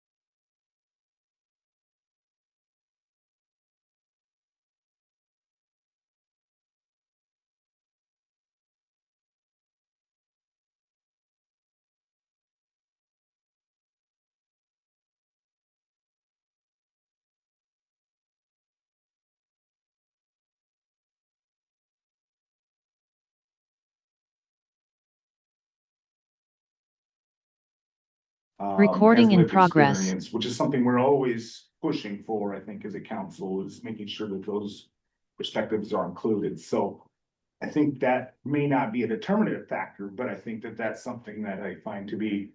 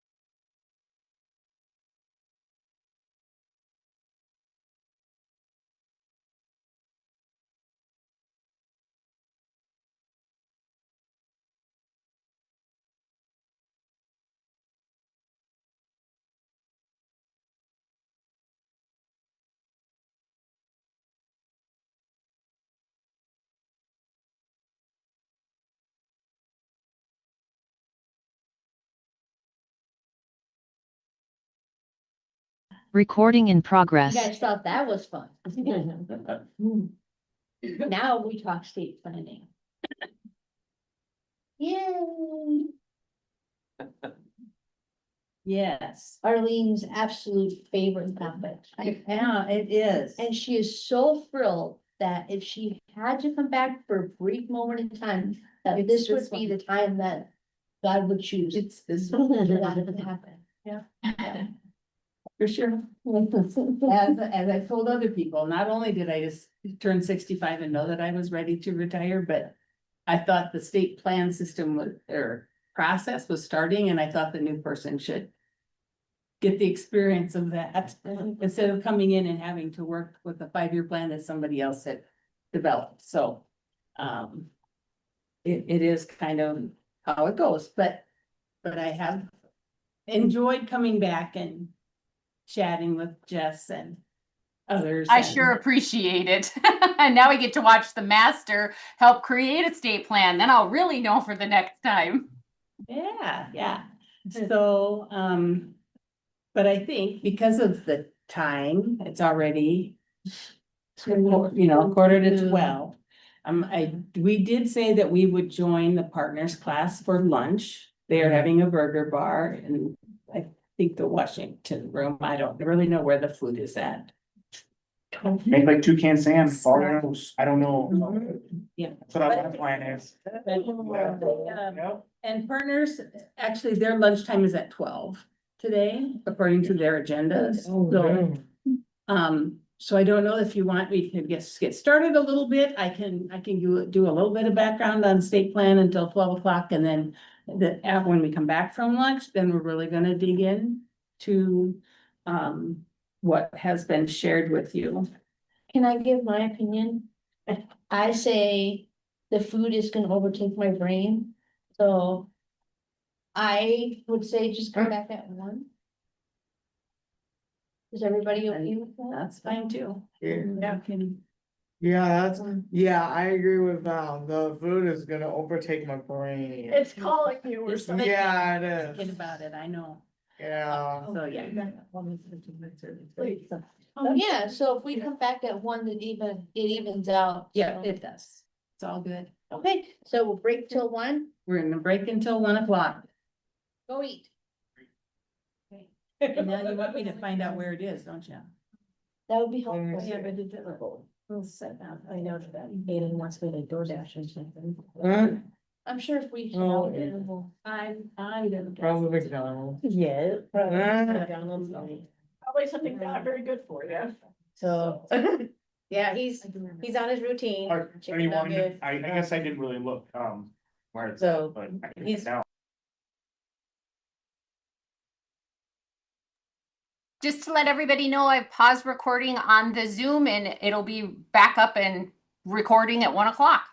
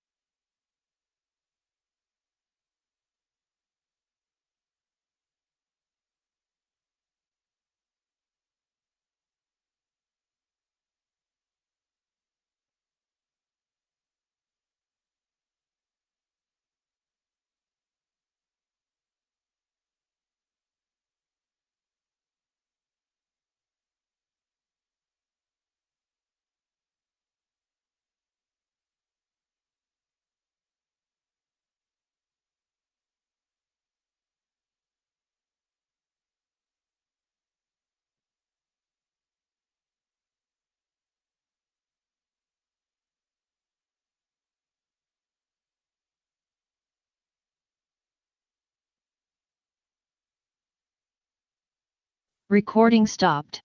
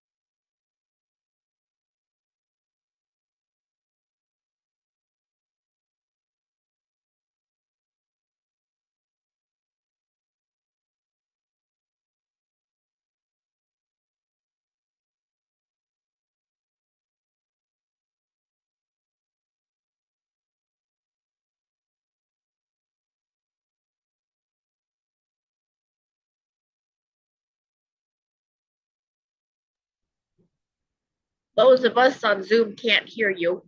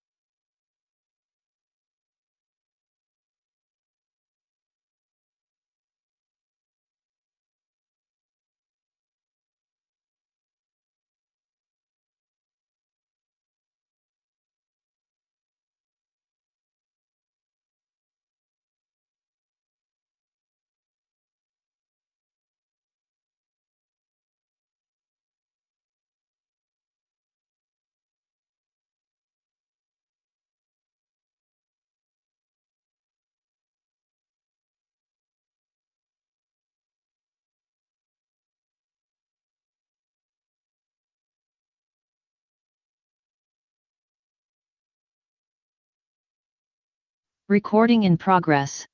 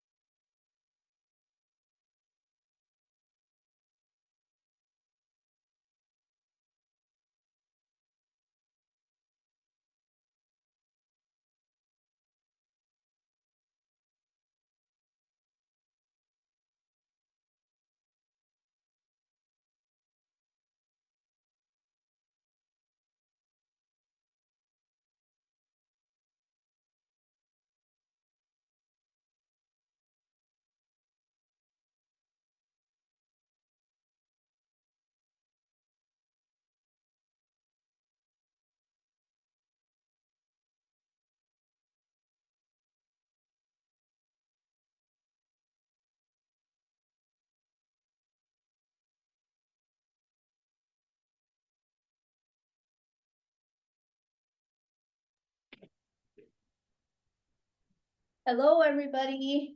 Are we all back online for the most part? How's everybody's lunch? Everybody enjoy the burgers? Yes, ma'am. Thank you very much. All right, time to get down to business again. So we are going to discuss state planning and the activities that we have going on with that. I'm gonna stand up so I can read it better. And maybe it'll also carry my voice.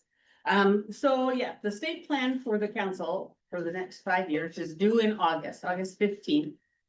And part of the process is for the council to look at goals and objectives, approve those, some draft ones, and then we have to submit them out to the public for public comment for 45 days. So that's why it's important that we decide on what those goals and objectives are gonna be today, at least the draft ones. We can still tweak them up until the time we submit them, but we have to have something to put out for public comment. So that's our main reason for sticking around today and doing that. So Jessica had shared with me a couple of goals that you guys had talked about in January. And so I basically left them the same way I did,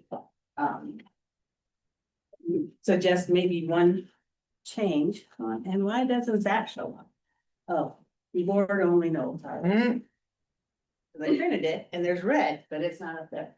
So the first goal that you had was community supports and services, and by 2031, the council will use a wide range of communication tools to increase awareness of resources, improve access to information and services for people with intellectual and developmental disabilities.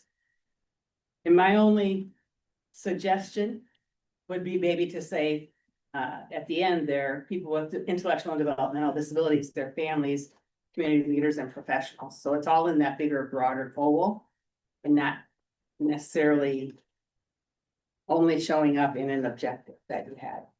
So that was totally up to you guys what to put up there. Objective 1 said by 2031, 100 South Dakotans with developmental disabilities, their families, community leaders and other professionals will be trained and educated on the person-centered thinking and the community of practice for supporting families principles. Objective 2, each year the state plan, the council will share resources and information through multimedia formats weekly throughout the year. Objective 3, annually, the council will increase the number of training, education, and outreach opportunities for family members and caregivers that improve access to services, supports, and community resources. In objective 4, I just pulled over from the old one, and it just says, if needed, each year the state plan, the council will support activities related to emerging needs for people with IDD impacted by a public health emergency or a natural disaster. After COVID, they said if you don't have it in there, you can't do anything. If there is a natural disaster and you need to do something. So, and it's just the way it is. And you can only have one. You don't need that goal for every, you don't need that objective in every goal. You just have once, you're covered. That's kind of what it says. Any comments, questions, suggestions?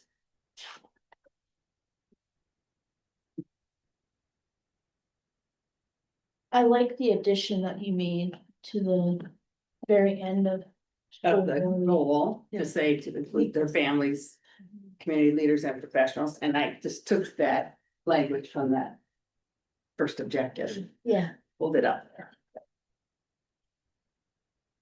So.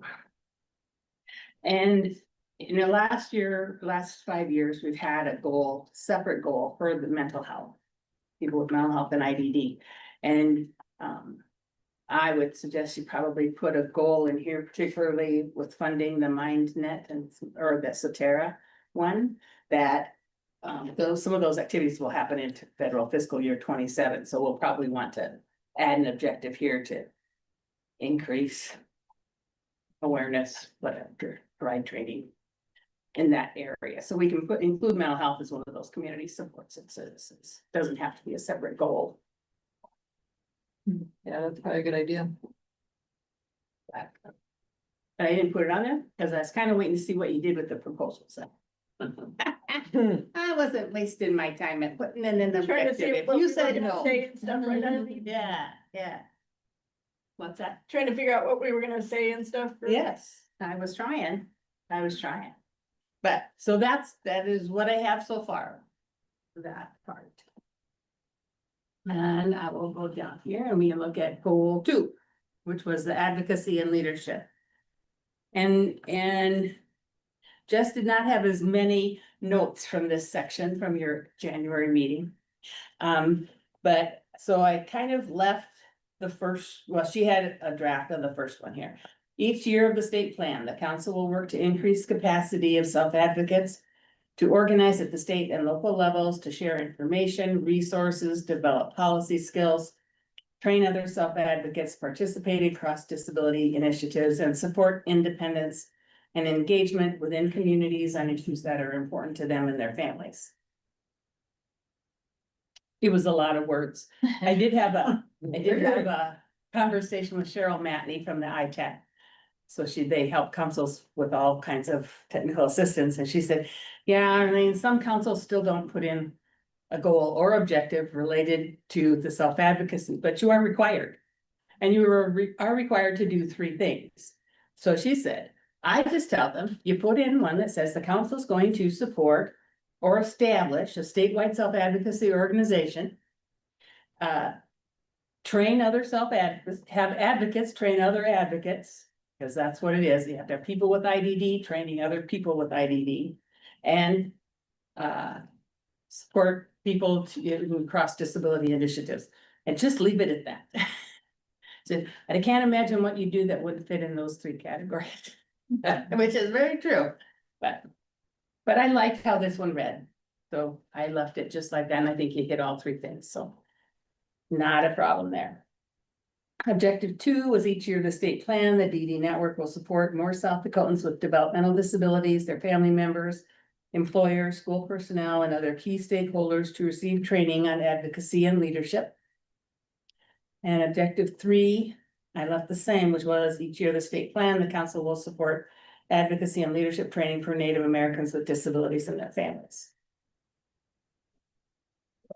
For objective 2, do you want the word more? I mean, like, I don't know if you quantify that or.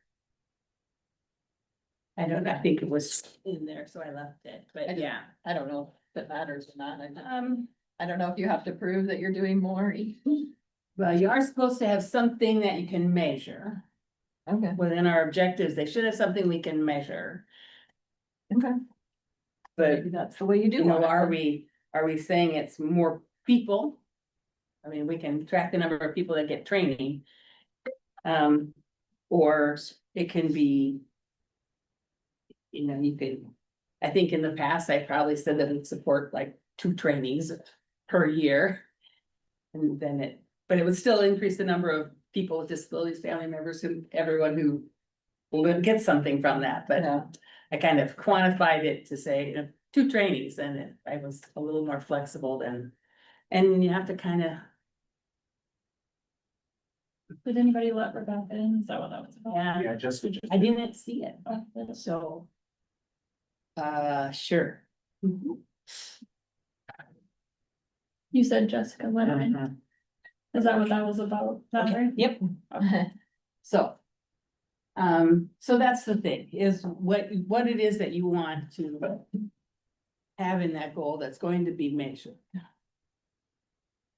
So. And having been out for 1.5 years, I don't know what you want. I'm gonna throw the new card on the table. I don't know. Yeah. I know. And I think maybe I have another document that is actually better than this one. That actually calls them objective 1, 2, and 3, but. You know. I knew it all this stuff. Let me see if I could You're doing great. Let's see if I can find it here. Doing awesome.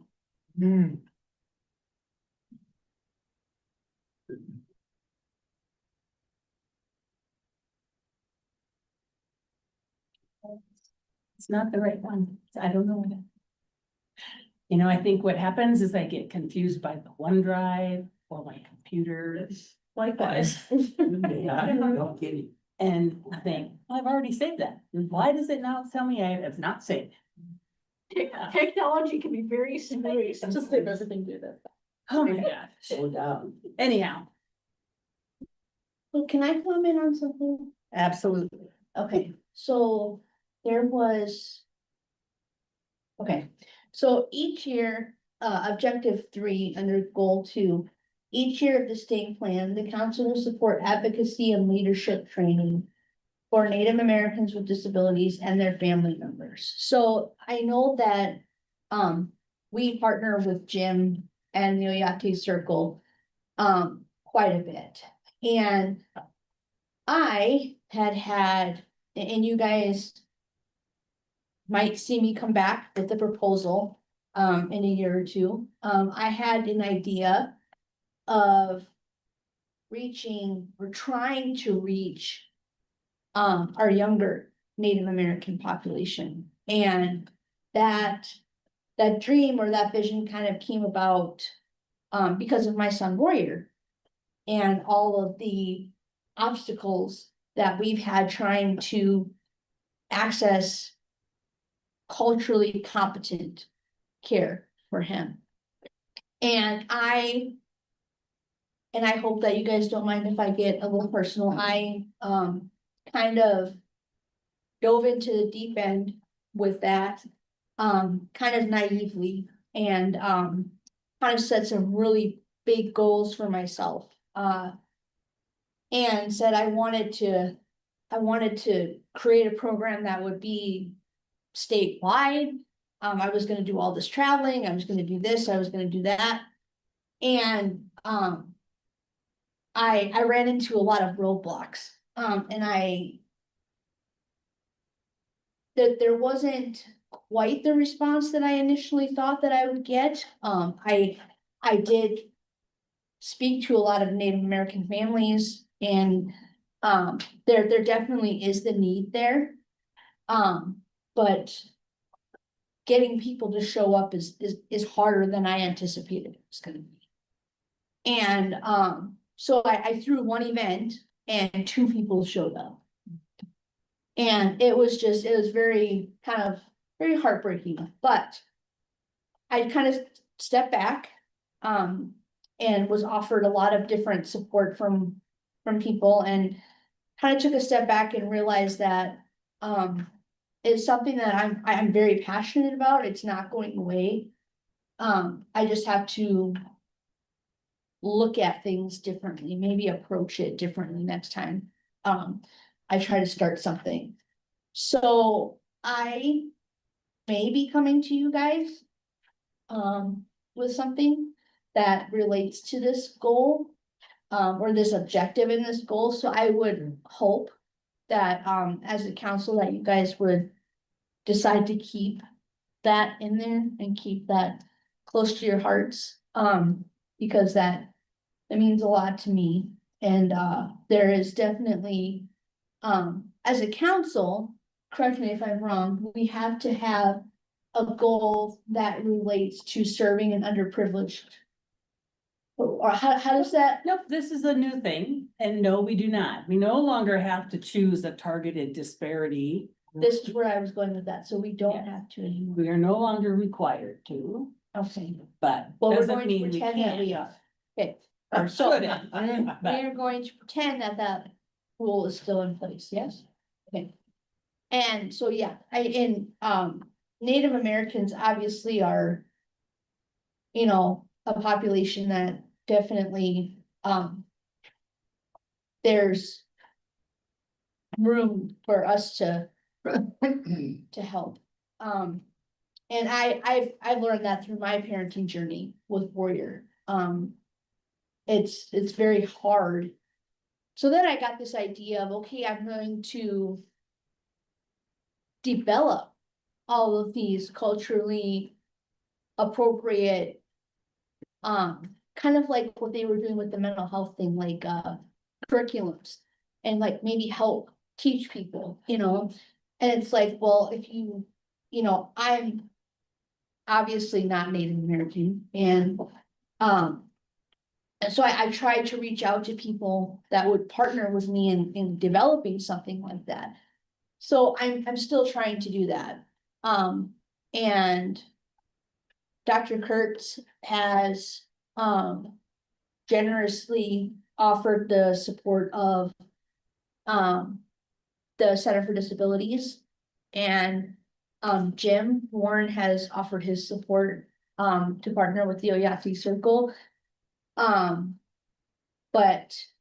I had to get to the point where that's even something that I can do.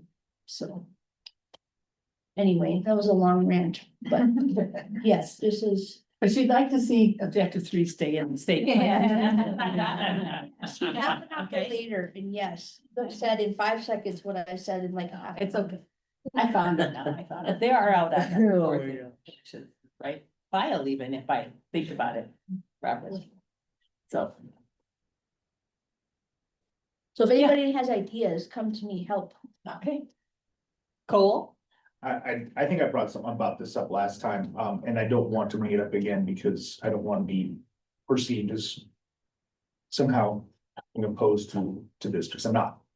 I'm curious to know, if there's, and I don't know, Arlene, if you necessarily would know this, how much discussion there is around the other DD councils about some of these targeted activities. I know the PNAs and some of the Centers for Independent Living, they've had some heartburn about their exposure on this type of approach. Was something that's just been the Nate, that's just how we did it. I've not heard anything, but I haven't had an opportunity to listen to anything else recently from DD councils, so.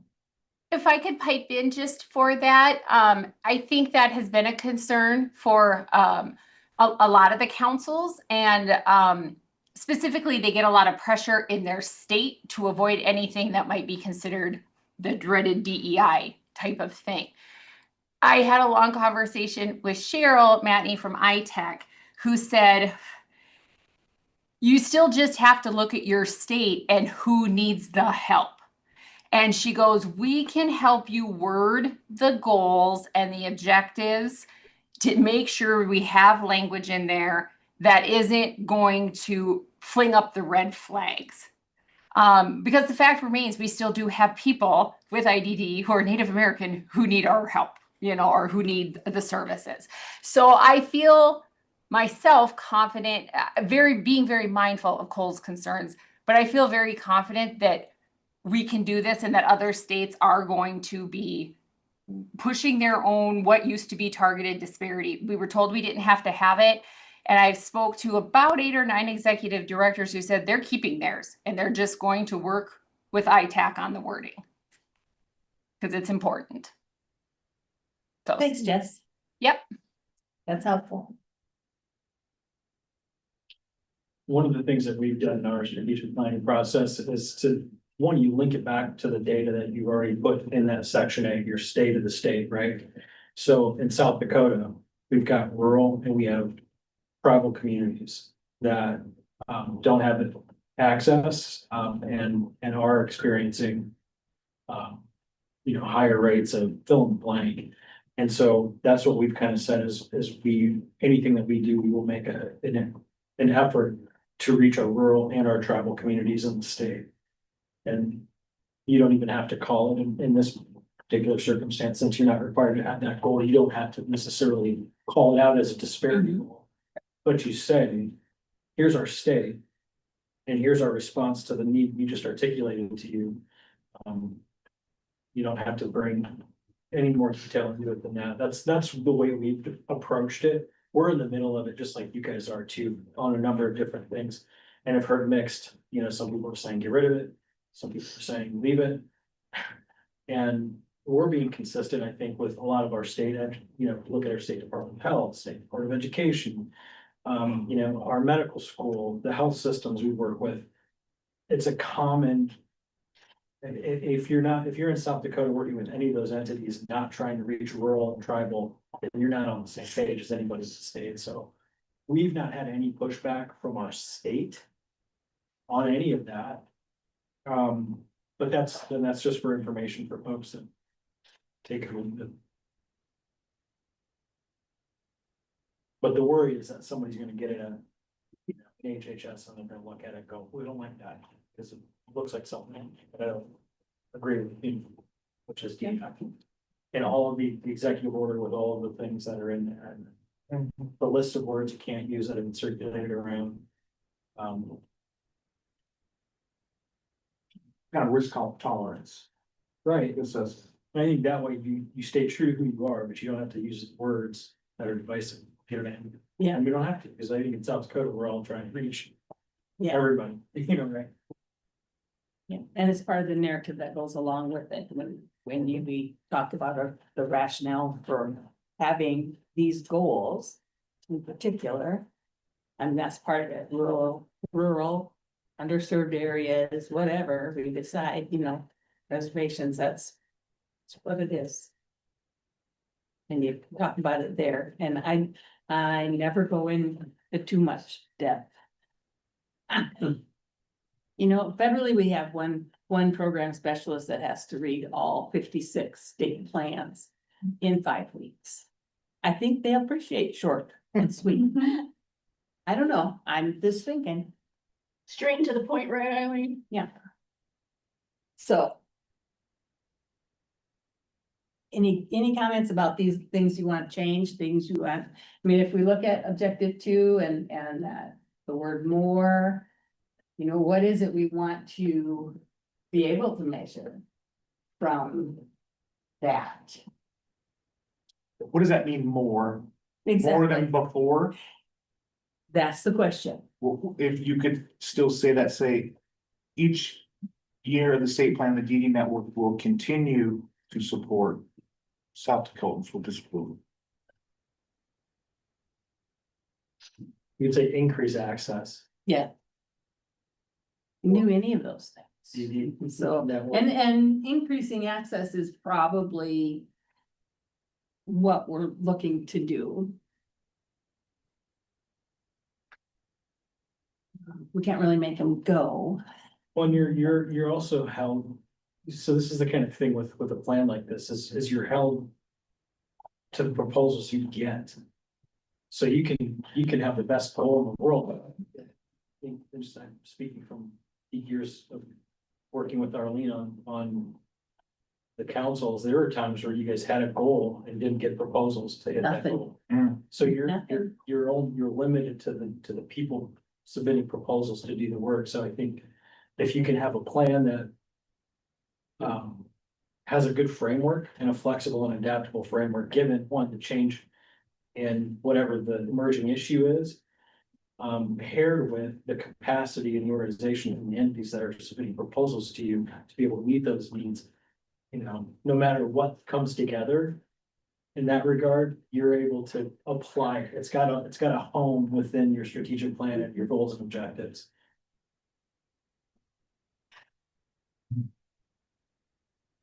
Okay, so I changed it a little bit to say the DD network. In this case, it does say the DD network. Might probably could take that out. Doesn't necessarily have to be that specific. In the past, we also had to have a collaboration objective that said specifically what we were going to do with the DD network.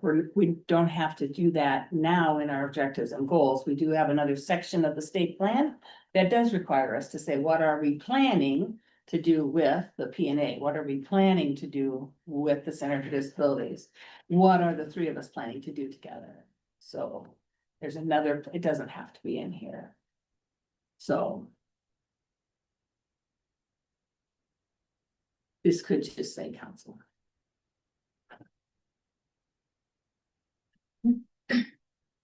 On objective 3, Mm-hmm. and I'm not proposing, Val, that it go away by any means. But I've heard this group and we talk about rural, underserved, that And I feel like that's something that we're doing in addition to the focus for Native Americans, so should it also say something about rural and underserved, so the. So I know I've heard the council do talk about not just in Sioux Falls, that we wanna reach those other rural areas, and maybe that's somewhere else, but. And Maybe for the like rural Dr. tribal Kurtz. Communities. Yeah, because sure. It's just the community, Yeah. you're not Yeah. just, people that from different backgrounds other than Native American live in our reservation communities. So that's the way we've kind of described that without any, to this point.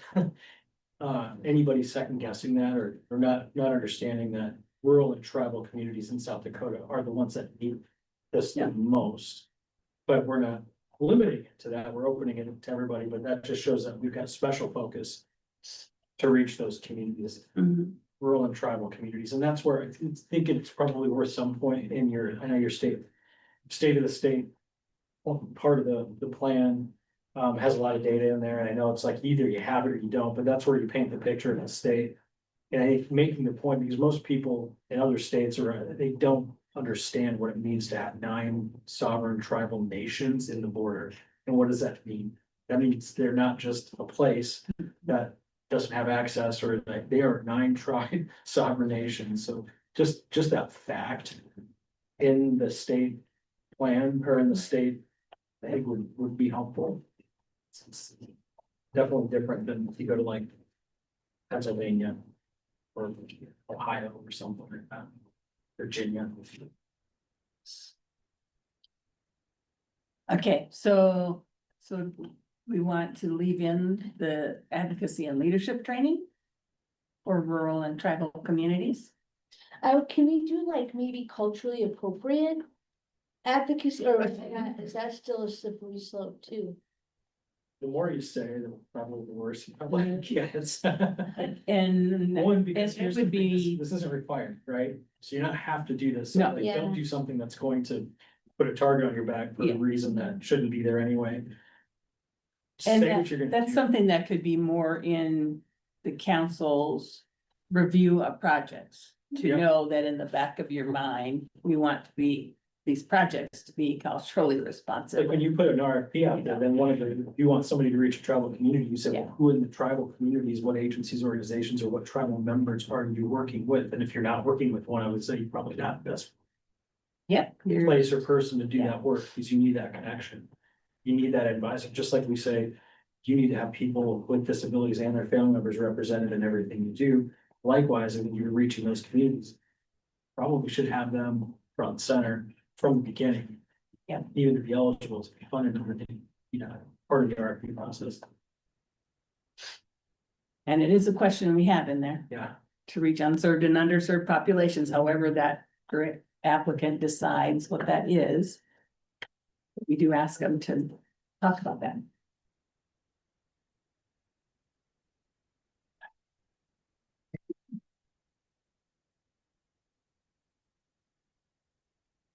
So, again, I'm gonna ask again if it's the advocacy and leadership only. Or if we more so. Like resources, I don't know. What is that, or does that phrase that rural and tribal communities belong in one of the things under community supports as well? As there's a training goal up above.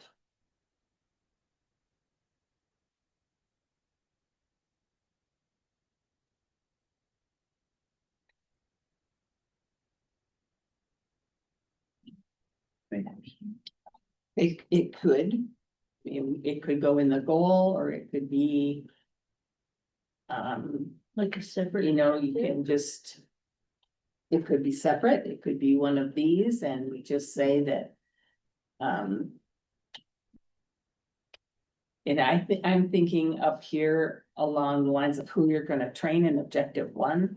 So families, community leaders, and other professionals, we've trained and educated on those things, and maybe, and if you wanted, including rural and tribal communities. Just if you feel that needs to be in there somewhere else. Related to training in a broader sense. And I might even suggest that You know, that is say trained and educated on best practices. Serving people with IDD rather than being so specific as to say person-centered thinking, community practice, supporting families. It's broader, would include those things. But you could branch out even more without feeling that you're not hitting that objective. Yeah, I think. Yeah, I agree to that, yep. And I agree with you too. It makes more sense to move it up to one where we are trying to increase awareness of the resources and improve access. That seems more than the advocacy and leadership for.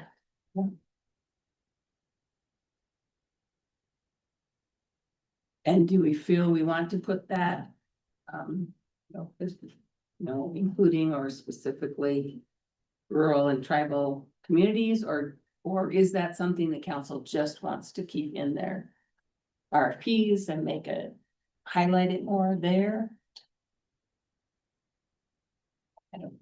We could always, this is one tactic that we use for our division with our state plan is, kind of in each of them, just always say rural and underserved areas, cause that is where you wanna focus.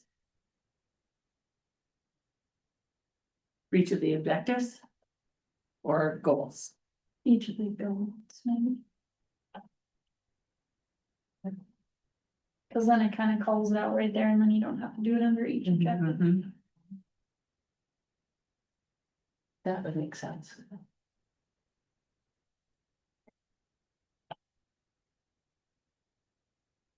Is there like a one opening paragraph? I mean, would it be easier to call it out there that you are serving those populations as well, or is under each goal would make more sense? Thank you.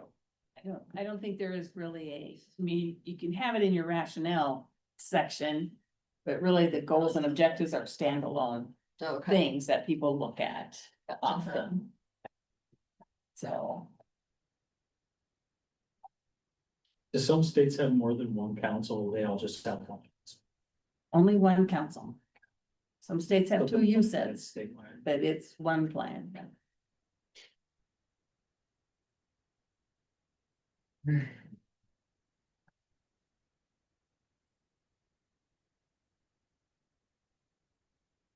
want to just say including rural and tribal communities in the goal? I like underserved. Because as South Dakota grows, especially Sioux Falls, there's a lot of underserved populations that aren't necessarily Native American. So I think that's more inclusive of everybody.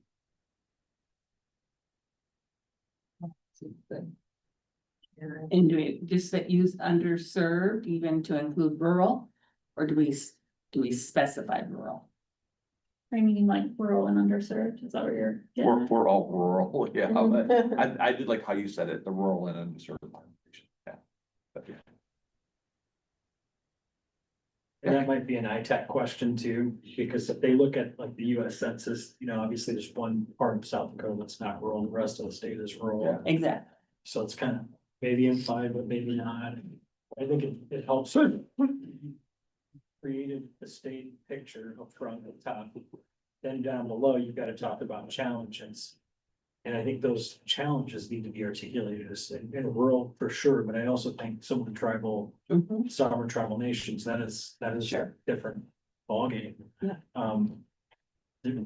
Some way do it some justice down there, so it's all cohesive. I don't know. If it was me and I was in your shoes, I would ask your TA people, like what specific, now more than ever, what specific language do they recommend you use to articulate what we're trying to do? Yeah. And we can do that. That's good. But to capture that says it.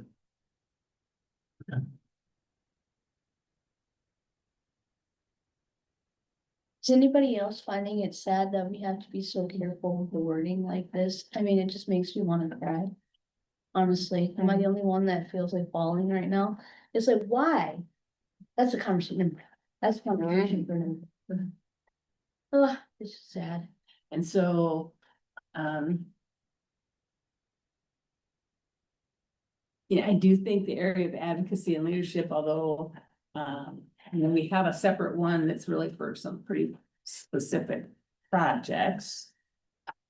I think the advocacy and leadership is training, whether it's accounted for here or up above under community supports, I don't know. So yeah, looking to take out number 3.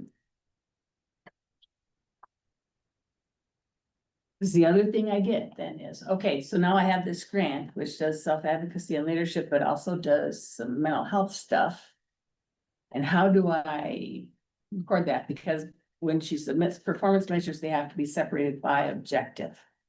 We have to put them under 2. One thought I have is And I like, can't put them under 12. Yeah. training is a one modality. So when you've got community services and then down here you've got advocacy and leadership, you know, training is one avenue to hit at those things, whether it's mental health or otherwise. There's other ways to do that. So maybe you don't even need to put the word training in there, because some of it may not be training. Yeah. Some of it, I mean, we guys do a lot that just gets people from one place to another place that supports access to things, whether it's services or whether it's a conference, you know, people are applying for funding from you guys. This training, because it is in every single one of them. I think so. It's in every objective, so that boxes you in too, maybe you don't put training as the modality and you choose, council chooses the modality. Does this solve your problem though? Knowing which objective and goal to put something under? Well, how I did it was when they submit a grant proposal, they're supposed to kind of give me an idea of what performance measures they think it would fit under. And which goal. So I would probably let them choose as a grantee. And if it came in and it really didn't fit, then I'd change it. I'd move it. But we also need to think about, we'll have to have something for all of them. Yeah. Reporting. Yeah.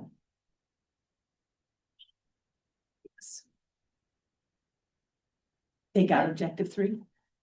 Here? Yes. I think I so, think- because I'm not I sure. mean, that's what where I'm exactly leaning is. to, is taking that out.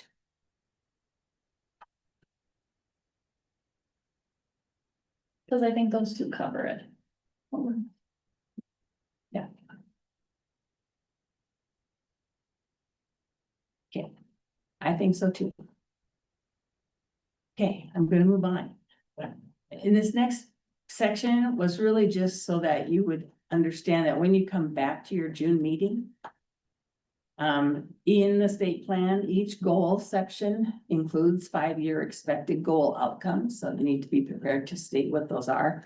And I just basically left in I put in the ones from the last 5-year state plan, so. No, people with IDD and their families can easily find information on available services. People with IDD and their families are more aware and access community resources available to anyone. Community-based providers receive information and professional development opportunities to improve the quality of services they provide to people with IDD. Pretty broad goals for outcomes here. And the next one was more people with IDD and their families are actively advocating for themselves or their family members. Agencies and organizations providing or developing services include people with IDD and their families as participating members of their boards and work groups. Which was not one that I knew how I was going to, no. I'll be honest, when we wrote it the last time.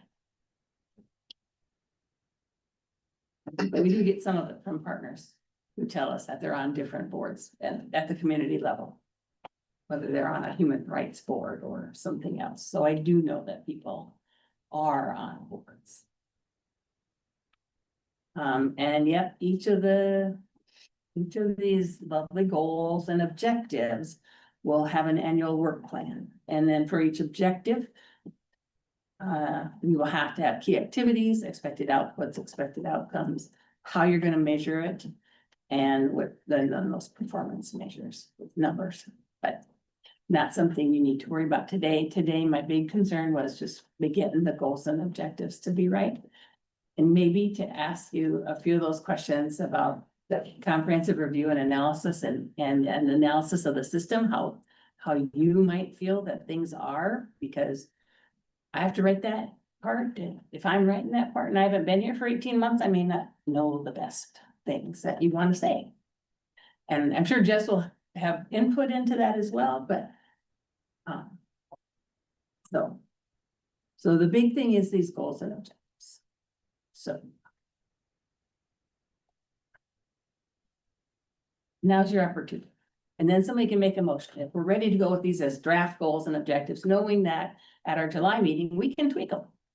We can, during that time, Jessica and I can talk with the ITAC people and get the wording right on that one. And I'm guessing the wording's not gonna change the gist of that goal. It'll just be the word. So that's where I'm at. Or do you want to add more? Not limiting you at all.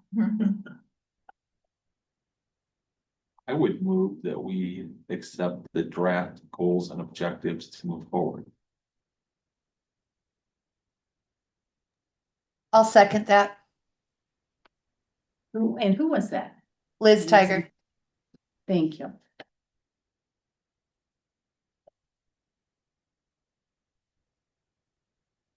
Discussion and vote. I was trying to figure out, so that was our 3 hours. And I'm not done yet. Oh. Moving on to my next questions. You're like, this is with that though. This is the only part that I needed you guys to vote on and say, let's I was just gonna say, take I'm these not allowing forward. anybody to go home again, so. Okay, well, I'm not, no, I'm not done. Okay. It's my last meeting, staying here till the last. I asked Brett to provide us some information, so I have to get to that part. Actually, you asked me who asked Kevin, Oh, yeah. and then Kevin decided to not to be here. Yeah, Yes. that's true, that's true. Okay, I apologize. Discussion? So I have a quick Anything- question. This is Rebecca. Yes. Okay, so I might be just not understanding, but I know that in our last state plan, we did have specific language, I thought, for the mental health piece that we actually just heard proposals on. So would that be included in this plan again? I feel like it took so long to make headway on that. I'd hate to see that go away. And you are right, and probably we should add an objective specific to mental health, knowing that we approved a proposal today that runs into federal fiscal year 27. So at least for the first 2 years of this plan, there will be activities specifically for mental health, and we can do that. Either as a key activity in the work plan to include it there, or as an objective that is time limited. So in FY 26 or 27, we're going to do this. We have specific plans in the area of mental health. So Do we have to time limit it to 2 years, or could we continue to work on this area? does not need to be time limited. And I think our other objectives, related to training and education and outreach would cover that as well. I think that it could be just a key activity under that training objective. And we state that in our work plan. It's gonna be focused on the mental health. Or the mental health or dual diagnosis. Dual diagnosis. Yeah. Yeah. I'd hate to say mental health. No. And then get away from. It would be co-occurring or dual diagnosis. Right. I think that was I didn't mean for it to not come out as an understood that it would be dual diagnosis. I think it's also maybe confusing because dual diagnosis can mean more than mental health and IDD. It can mean a lot of different things. So having something that means that we're still working on mental health, behavioral health, those sorts of things. I don't know. I'm not in the professional seats that a lot of you guys are sitting in. So the wording may be different than what I'm understanding is appropriate. I think probably with the way the goals are and the objectives are written, I think any of the work that we're doing right now and for people with IDD with mental health concerns would fit under objective 1. Trained and educated on best practices. And as a key activity, when we're writing the annual work plan, we'll just put in a key activity that is specific and says that it's for, you know, DV service providers and mental health providers to have better awareness, whatever. Yeah, leave these more general. and Yeah. Put the specifics of the, Yeah. That makes sense. Thanks for clarifying. I had to talk it through, get it in my brain right, but thanks for listening.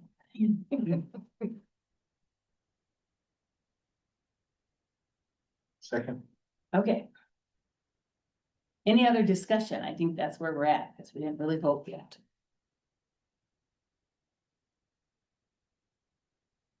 Okay. Okay, so if there's no other discussion, then Not sharing. So I can see when you if you raise your hands or not, or send me a like or whatever. You can vote. okay. So, we need a motion, to approve the draft goals for the state plan as of today. I think we have one, don't we? In a second. Yes, we have a motion and a second. Okay, Yep. all in favor, Just- say aye. Aye. All Aye. opposed? Okay, Motion passes. that's what I needed to do. All right, so then, yeah. So the other part of the state plan that is probably as important as these goals and objectives as the analysis of the state issues and challenges that needs to be written. And so if you did look at what's out there as far as the state plan, and I used last time's template. So you'll see a lot of narrative in there, and I asked Heather for narrative, and I asked Brett for narrative, and then I got a little bit of training that says I'm not gonna need that anymore. They don't want that anymore. But the council is still supposed to do a comprehensive review and analysis of that information, so I figured. Okay, hopefully some of you read a little bit of it. Or you know the system well enough that you didn't need to read that. So that you can help me with the comprehensive review of that. So they do have very specific things. And the one that I'm gonna talk first, actually, Jessica's still on, but I think she's going to be leaving here about anytime now. I'm still So here. If we wanted to say goodbye to Jessica and let you go, you can. I know you're not feeling as well, so go ahead. Okay, well, thank you guys for letting me pop in. I'm just gonna leave it run. I wish I was there in person, and just a huge shout out to Arlene for rescuing the state plan. And thank you all for your support about everything. Thanks, Thank Jessica. you. Thanks, Jessica. Thanks. Okay, so I think the one area of the state plan that probably, we used to have to find information on waiting lists. And South Dakota, in the last 5-year state plan, we'd never had a waiting list. We didn't call it that, there was never a waiting list.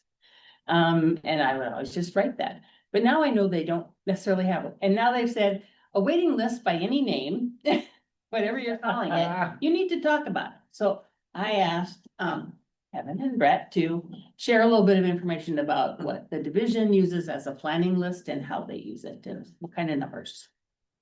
So if I go too far in depth, tell me. If I don't go in depth enough, let me know. But we have 2 waivers that we operate. One is the self-directed waiver, which we call the family support waiver. And as of, I was gonna say today, but I think that we have a data analyst, and as of 21st. We have 282 individuals on our family support wait list. 18 of those are pending referrals right now, so really we have 264 on that wait list. The average age is 7 years old. The average wait is 268 days. What I will say about our family support wait list is, in the state of South Dakota, we have the 264, and there's 200, what did I say, 268 days. When you look at surrounding states and our neighbor states and some of our contemporary states, some of them have wait lists that are going into 13 years with thousands of people on the wait list. So when you look at nationwide, South Dakota is relatively very well off unless you're on the wait list. Then it doesn't matter if you're waiting 268 days or you're waiting 2 years. It doesn't matter because you're still waiting. And with that wait list, we do have a couple of other programs that we use.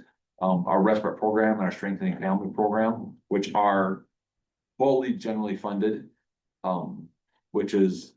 that's tough in state government. But what we do is the people that are on the wait list, we try to offer them some services to help them get through those 282 days. So that's where we sit with the family support wait list. We really don't have a wait list on our choices waiver. All of our facilities have, I would say they all have open beds. But when we talk to those facilities, a lot of times they'll tell us it's the right person at the right time at the right place. So we may have somebody that is at HSC or SDDC that we would like to outplace, but because maybe of their background or aggressions and things like that, some of our providers are unwilling to take them, and we do not have the authority to make them take clients. And so we do have people that we are trying to service and get into CSPs, SDDC, and that's what our transition manager, Erin Benton, is doing. And she's doing a really good job working with SDDC and the providers to manage that. And we have, and I hesitate to call it anything, but she's working with about 35 individuals that we're trying to get in place. And it's not a wait list because they're actively trying to find a place. And if we can find a spot that's willing to take them, then they're going there. So it's not really a wait list. It's more of a trying to fix it list. If that makes sense. And I will tell you, because of our work with SDDC and the providers now, that is becoming way more fluid. Where SDDC, they have a capacity, they say about 80 people in the, yeah. Before, but we're over that right now. So in the years that I was there, we were up to 82, 83. That puts a real strain on staff, puts a real strain on their system.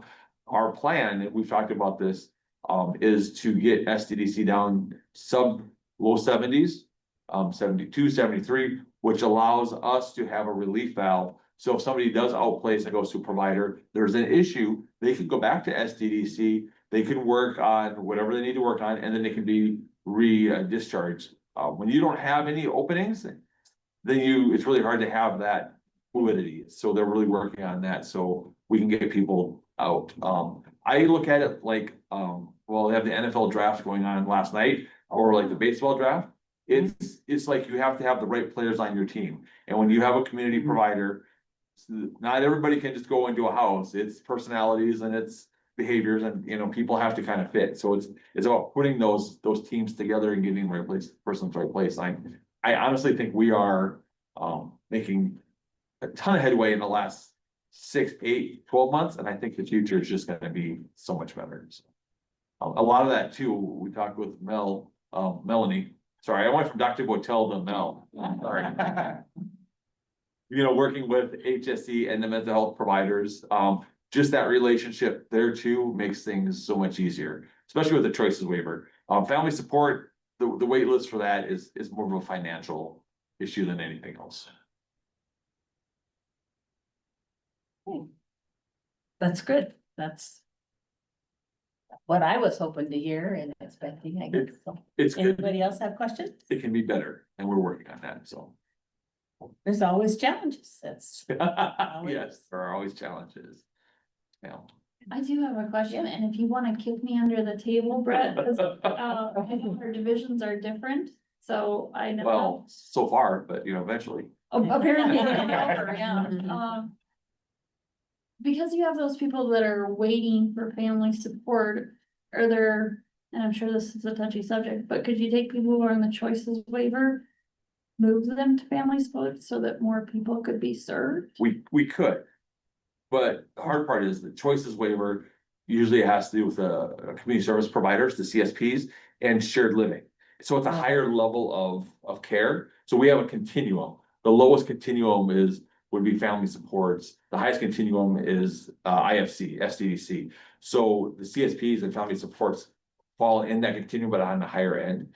If we could take people off of choices and put them on family support, that would be phenomenal. Problem is that we have that wait list, so now we have to, it's a balancing game. Different money, so Yeah. you can't spend. Yeah. You can't, it's You different can't money. spend more here, right? You can't.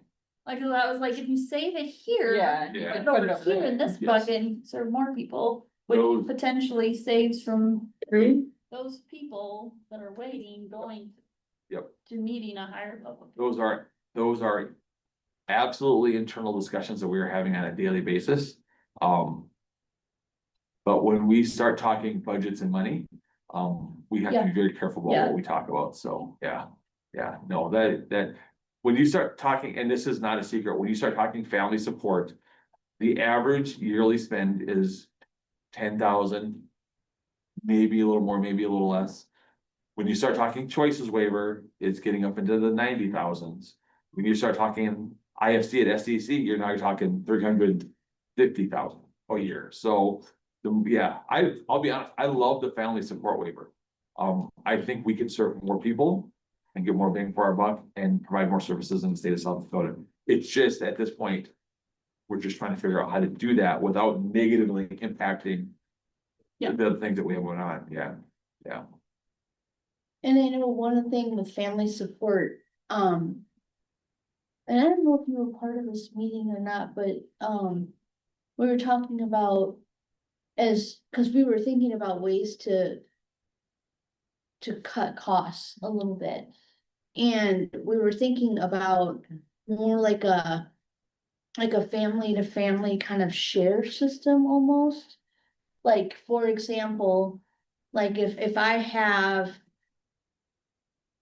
let's say, $500 left in my respite budget Yep. for the year, Yep. can I donate that? Yeah, and that's an interesting question. So because of federal rules, CMS guidelines, what we have written in the waiver, ARSD, sometimes we can do some of those things, sometimes we can't do some of those things. It just depends. What really locks us in, is DHS runs 4 HCBS waivers. 2 of them are ours, family support choices. They run on a 5-year cycle. And so basically when we write the waiver, we put the rules in that waiver. CMS approves that. We have to live by those rules. And sometimes they're not, the way they're written now, sometimes it makes things like that very hard. And we're yeah, about to start working on rewriting this, yes? Yes, as we speak.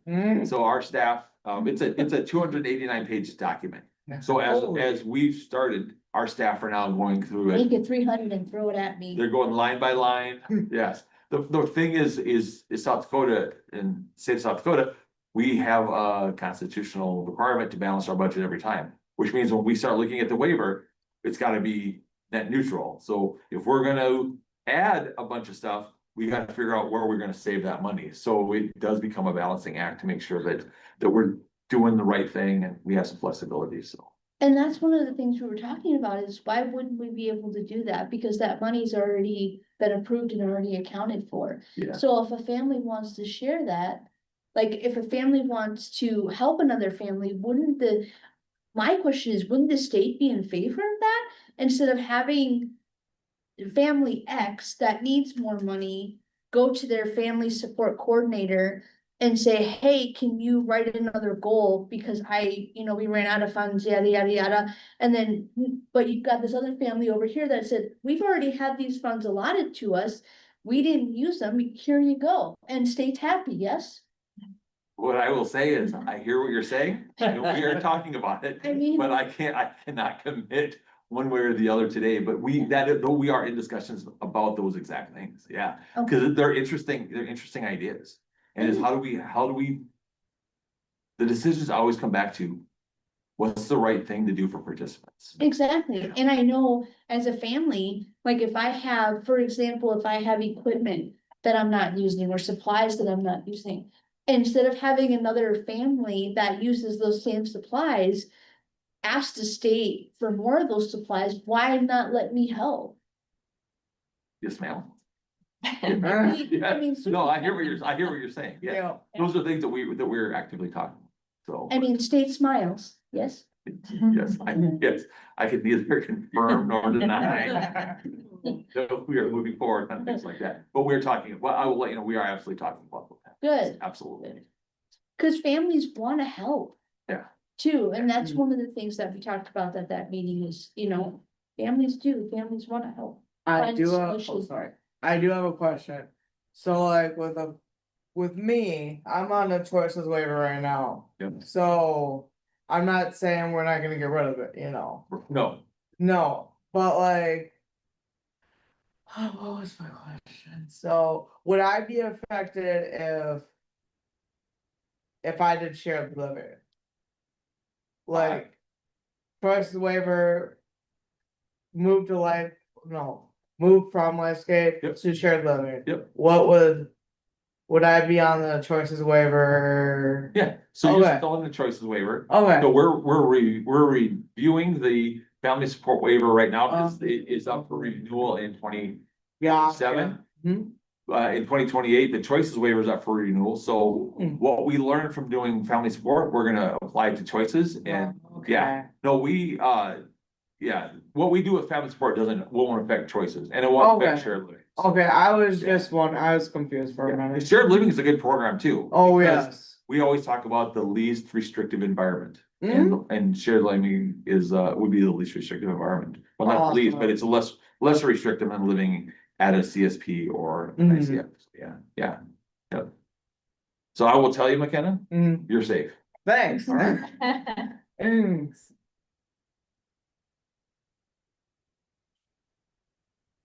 Okay.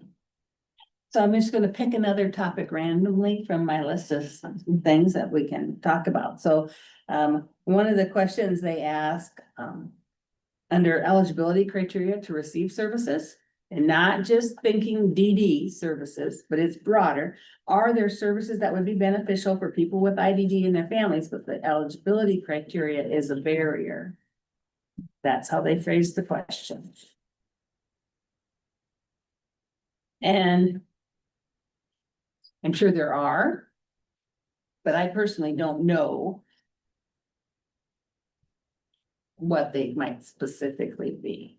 Yeah, there could be lots of barriers, but there could be lots of services, and so it just kind of, it's a pretty.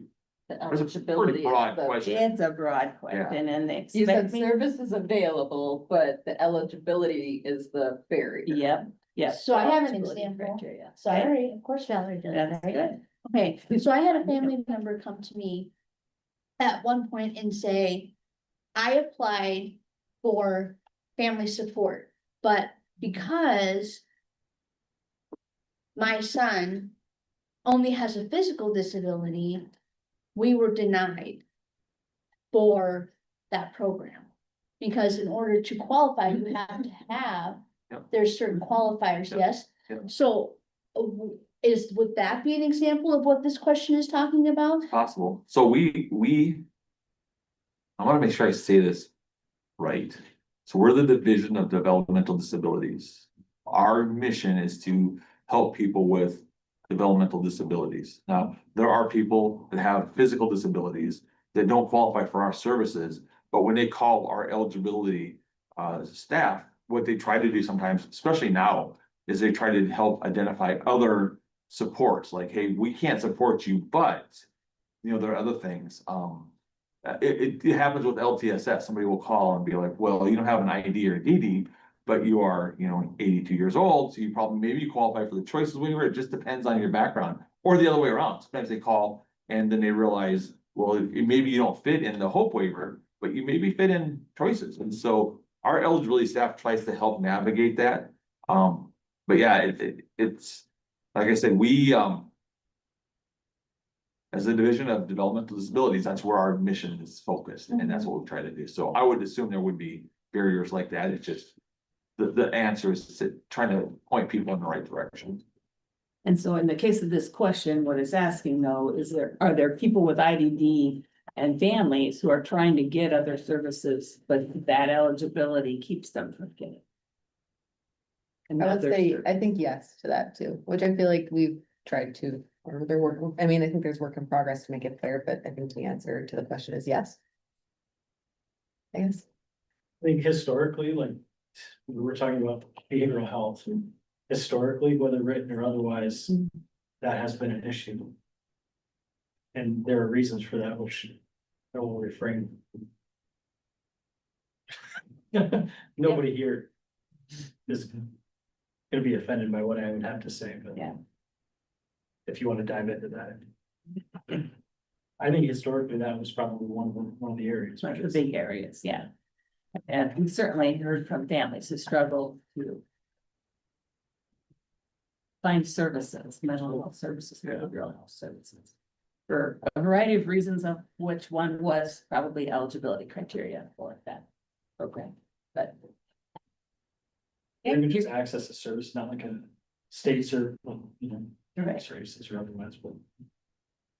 Do you need to be limited to? I think, like, I can say, like, my uncle, for example, I would say he had a developmental disability because it was from birth. Now, a physician didn't actually diagnose him with that, and he's passed away now, so it tells you how long ago that was.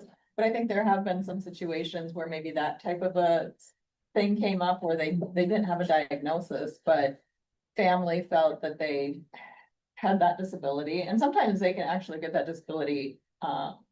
You can proactively diagnose that, right? In some certain cases, rare cases. Like autism was one of those two that now when the criteria was changed in 2015, that would allow for the ability to go back and sort of retroactively get history. Right. And be able to use that to say that the condition was present during developmental years. And so, but then there were some things that were changed at the state level too a while back, which were limited. If for whatever reason that child went through their school years and it's just like, oh, there must be a learning disability. And then they come to find out, well, actually, mild, cognitive impairment. And this is actually the real diagnosis. They didn't get diagnosed until they were 25. Back in the day, they would say, well, that person is ineligible because it wasn't diagnosed to your child. That's changed. So there's been something that have changed officially, but I think there's still some unwritten rules of access. Who does that? Does that's proactive? That's loose too, but. I think he died, he was able to differentially. Just the shower curtain. Okay. What if? Cheesecake. So it's gotten better and we found ways to try to fix that, but I mean, that probably is in some certain cases that's helps you answer your question. Yeah. It does. So, the next area is the availability of assistive technology. So assistive tech services, and rehab technology for people with IDD. Do we feel that it's adequate? I don't know. I mean, I think with the last waiver updates, I think the division went a long ways to make some changes there and make that better for people, but is it still a challenge that we should at least say there's a challenge? I think the cost probably, I mean, if there's things that like say a CSP could train on or supply or, you know, use during training. I think sometimes those things are cost prohibited. Not an eligibility, maybe barrier, but cost barrier. I know at SDDC, there's a lot of technology out there. I think some of it is lack of understanding or knowing that it's available, and then also the cost, like, it'd be great to have some things, but it's expensive. Right. Well, here's one that can get you all excited, okay? The adequacy of current and projected availability of resources to fund services. So, you know, in the past, I always just said, yes, we rely on our legislative system and we propose budgets and we don't make that decision. I mean, as a service system, none of us really get to make that final decision about how that money goes once there, but, and this says, in this area, I can look at, so it's the adequacy of the current and projected availability, right? And it's about talking about HCBS services, it's talking about long-term services and supports, both DD and aging. It's talking education, employment, transportation, and other services. I mean, they're just big and broad, and I just always have boiled it down to you only have so much money in the state budget. So this is where we are. These are state services. This is. But if you have other comments you'd like me to include besides that, feel free to let me know. I think that's, I mean, I work for the governor, so I have to be careful. Yeah. But I think our funding comes from the legislature. And I know through DD, and I don't know the exact percentage, but I would tell you probably 96, 97, 98% of the money that we receive goes immediately back out the door to serve participants. I mean, we have a staff of 35. We don't buy stuff. We don't make stuff. We're not buying furniture. We're not buying cars. The money that we get goes immediately back out the door. So, yeah, the more money that we get, the more money goes back out that door. And so that depends on both the state and the federal level.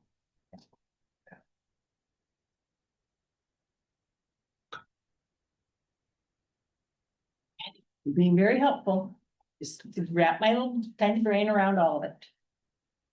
So there is that same question, as it relates to SDDC in particular, so, the adequacy of the healthcare and services that people with IDD receive in institutions. And that includes state-run private institutions, ICS nursing homes, and others the council identifies. Is our services adequate? Adequate. The services? That's what it says. Adequacy of healthcare and other services that people with IDD receive. And adequacy can be described in terms of quality or population served versus the need. I can say that we just recently had a consultant come into our facility, and they said it's the nicest, right? The nicest facility that they have ever seen as far as an ICF goes. So I think the grounds and the buildings and the space that we have is great for the programming and the things that we're trying to do. And he had great suggestions that we're going to move forward with to try and improve the services that we have. When I took the position, I looked back at the last several years of Department of Health, plan of corrections or surveys and things like that. And they've had excellent survey results. So that speaks to the services that we provide. And we are having probably now more than ever a higher percentage or number of people that are actually discharging from SDDC and moving it out into the community, into community support providers. So I think that also speaks to the services in regard to the programming that we're offering, the skills that are being learned and things like that, if that helps. I mean, I can get you numbers if you want for the discharges, and we'll see. When I get right into that, we'll see. So the state plan template, that we follow, is not yet approved for this years, 5-year project, and it won't be until the end of May. So, Also, I mean, just for your understanding and knowledge too, ICF follows CMS regulations and there are. Unlike a lot of other programs and things like that, there's staffing ratios that we have to follow, so we follow certain staffing ratios and. That's one of the reasons our costs are so much higher than other places is we have to have a certain number of staff per. How was it, acuity level? Yeah, so it depends on, you know. The clients that we have and their abilities and. So a lot of staff walking around. yeah, Yeah. that's great. Okay, those were my big areas that I'm supposed to start thinking about to put into that state plan, so. Thanks for listening to me. I am done. I'm not gonna ask for anything else today. But don't be surprised if I email you again and say, okay, I still don't have anything on this. We can talk. Right, okay, so where we at? Break. But that break is not supposed to be till 3:45, so. Are we wanting to just, well, we have to wait till 4 o'clock for public comment? Do we have to? In my opinion, the answer is no. We've given them an agenda. If we go through it faster, that's, and I had no one contact me requesting to do public comment. And they're supposed to call to request for time. Yeah. So if everybody's okay, I guess we'll just power through. Yeah. Get it done. Well, for me, yes, I don't know what everyone else. I'm not speaking to everyone, to everyone, so. Yeah, I don't have, Wait, let's relax for a second. there's nobody. Nobody's for public comment? Okay, well then, discussion is for your guys' next meeting. And if, we could wait and Jessica could send out Beautiful. a doodle poll or something when she knows, figures out her chemo schedule going forward, knowing what week might work best and kind of go from there. Typically, that meeting's a, in-person one. I don't know what they're doing these days. But it should be at the end of July, right? I would say probably either the end of June or early July, typically. You know where it's at? Not yet. I used to always have that one in Pierre or Chamberlain, do a central location, because this one's here, and then in the fall, we would go west. River, but I don't know. And with Jessica, she might just want to have another meeting in Sioux Falls to offer the Zoom option, so. Yeah, that's where my cousins are, So, but I think probably it's just as easy, unless you have something this week, we're gonna avoid the 4th of July week, we'll do those things. But, I think Jess can pick a week that's gonna work maybe better for her. If that's okay with you, I'll send it out. So, okay. I think it would be okay if she picks the boss. I don't know if it's I don't know. You need like a poll or anything. I don't know, but I'll just let Jessica. Yeah. True. I'll have Jessica send out some kind of a survey to you guys to do that. All right, so we'll do our closing round. Marlene, I'll have you do like a roll call and then I'd like you to share something that you appreciate or would change about today's meeting.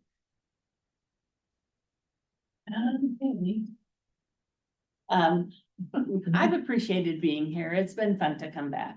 And it wasn't in my thought process, but here I am, and that's okay. The only thing I change is my own technical abilities maybe. Oh my So I think the rest of it's good. So. All right, now I have to choose who goes next. Is that what you're telling me? Eric. Well, I can say that I absolutely appreciate our being back. Thank you.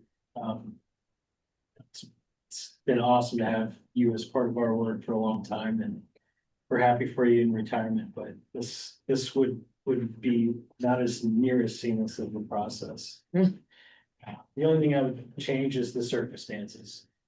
Sorry for the circumstances, but so glad to see you back. All right. Melody. What now? There she is. I really appreciate it that we had a great discussion around, especially the behavioral health, the co-occurring behavioral health, IDD initiatives, and even kind of how they might play into the next iteration of the state plan. And of course, that's kind of my passion area. So I appreciate that. Thank you. Thanks. Nicole Meyer. I appreciate being able to see everybody in person, and we all have a lot of amazing ideas and experiences, and I think our collaboration is great and hopefully accomplishing some good things for the state. Thank you. McKenna. Oh, boy.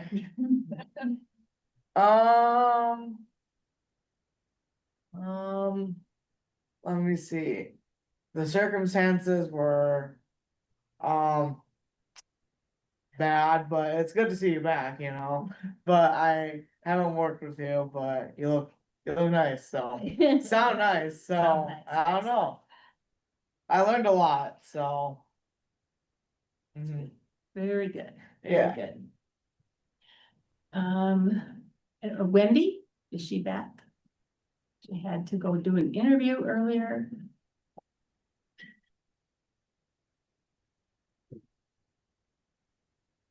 See her. How about Rebecca? I am very excited about the future with the grants that we approved today. I think there's some really good things that are going to happen for families and individuals in the state. And I really wish I could have been there today, but I'm looking forward to seeing everybody in the summer. All right, thank you. Who else? Nicole Winkler. I appreciate being on this council and just hearing and learning more on what's going on with services in the state and helping the people. So, yeah. Thanks. Bernie. I just appreciate the discussion we were having on the proposals. It's very good to get insight from everyone. Thank you. Tony. I appreciate just being around a great group of people, and I'm gonna miss not being a part of the council anymore and miss all you guys. Right. Amanda. I thought it was a good meeting. I can't think of any better person to take over, under the circumstances. I don't think anybody did know the job as well as you. And yeah, it's just wish it. Jessica didn't have to be missing. Yeah. Yeah,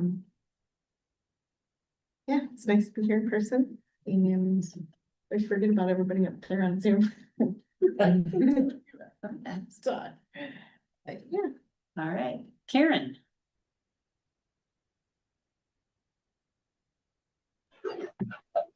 Appreciated being able to attend and whatnot. All right, it's good to see your face. Megan. I just appreciate everybody's perspectives and the different backgrounds that everybody's coming from. So, and all the input from everybody. Keith. I appreciate coming in person. I like to see everybody and I pay a lot better attention. She keeps hitting me. So I continue to, it's fun. I did like the proposals today. I thought that was good discussion on those. It was a lot better than sometimes we had trying to get things together. So I do appreciate that. Tony, I hope you have fun with your 2 dogs out there. Thank you. Oh, my heyday. Excellent. Liz? Hey, everybody. I want to say I really enjoyed the discussion on this. I'll just echo what other people have said. I think that we're doing very important work as a council, and it's always so encouraging to join these quarterly meetings and really have that brought back to focus. So thank you all again for your time and for putting all the effort in. I would say one thing that would be really nice for these meetings is if we could get better audio for the people online. Sometimes it is hard to hear in-room discussion, but a small critique for an otherwise fantastic meeting. Thanks, everyone. Thank you. Jess? I thought that it was a great meeting. I have learned a lot. Everybody's been very welcoming, so I appreciate that from everybody that's here. I would say if I had one critique, it's I got on the board officially yesterday, so I wish I had printed off the materials and looked at them. I wasn't sure if I'd be the one that would be representing SDDC or not, so that's on me though. So other than that, I thought everything went great, and I'm excited to be part of a group that is looking at improving services. Christy? Gosh, I'll ditto what everyone has said about how much I enjoyed the discussion and hearing the proposals. I also appreciate the levity with this group with some really kind of complex topics, but it's just kind of fun to hear the teasing too, and it's inspiring, and I just yeah, I'm glad to be a part of this group. So thanks. Brett? Couple. First one is like Jess said, late yesterday afternoon, they switched representation and DD from Kevin to myself. So I appreciate the welcoming show up. I know a lot of you, but not everybody. So just to be accepted in and be able to say things and speak my mind, I really appreciate that. The other thing that I really appreciate from the DD perspective is we've been trying to develop the network and the cross-discipline conversations that we've had here with DOH, mental health, the youth ed, families, participants, LTSS, just to have those conversations. I've heard that in the past for these meetings might have been a little rough for DD, but I'll be honest, I've really enjoyed this, so thank you very much. Thank you. All right. I don't want to forget Cole, I mean, yeah. BRSD. Right. Heather?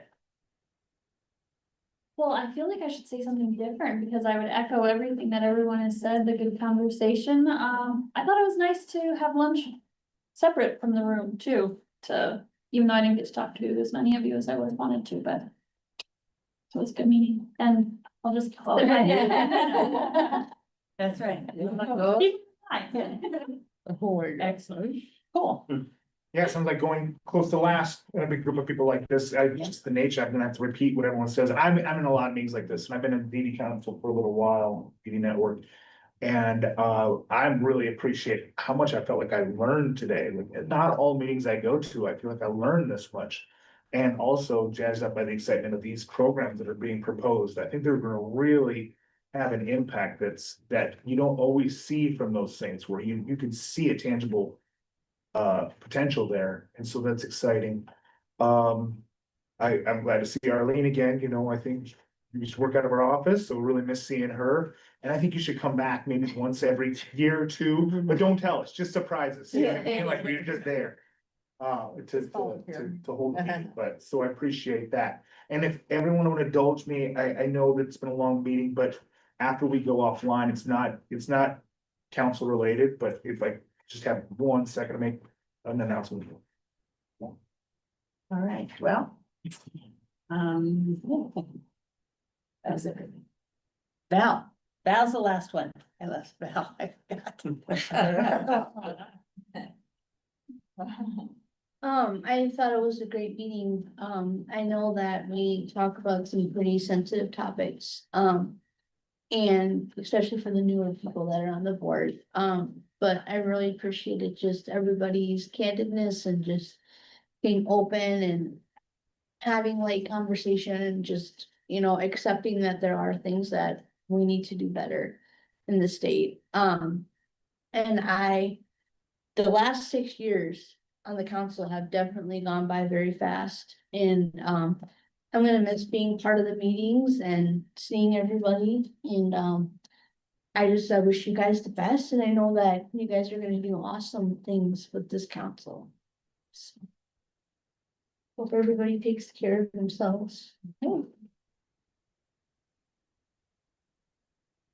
Someone can make a motion to adjourn. Come visit us at public comment if we're here. Yeah. Just change. Motion to dismiss? Yes. Yep. Thank you very much. What I've learned at my other parliamentary Roberts rules is I only need a motion and we can be done. Oh, wow. I don't even need a second for adjournment, To adjourn? since we're not a highly formal group. Very good. Hit that back, Val, hit the gavel one last time. Yeah, don't do it, we're adjourned. That wasn't very hard. No. There you go. Meeting is adjourned. Thanks, everyone. Are we off,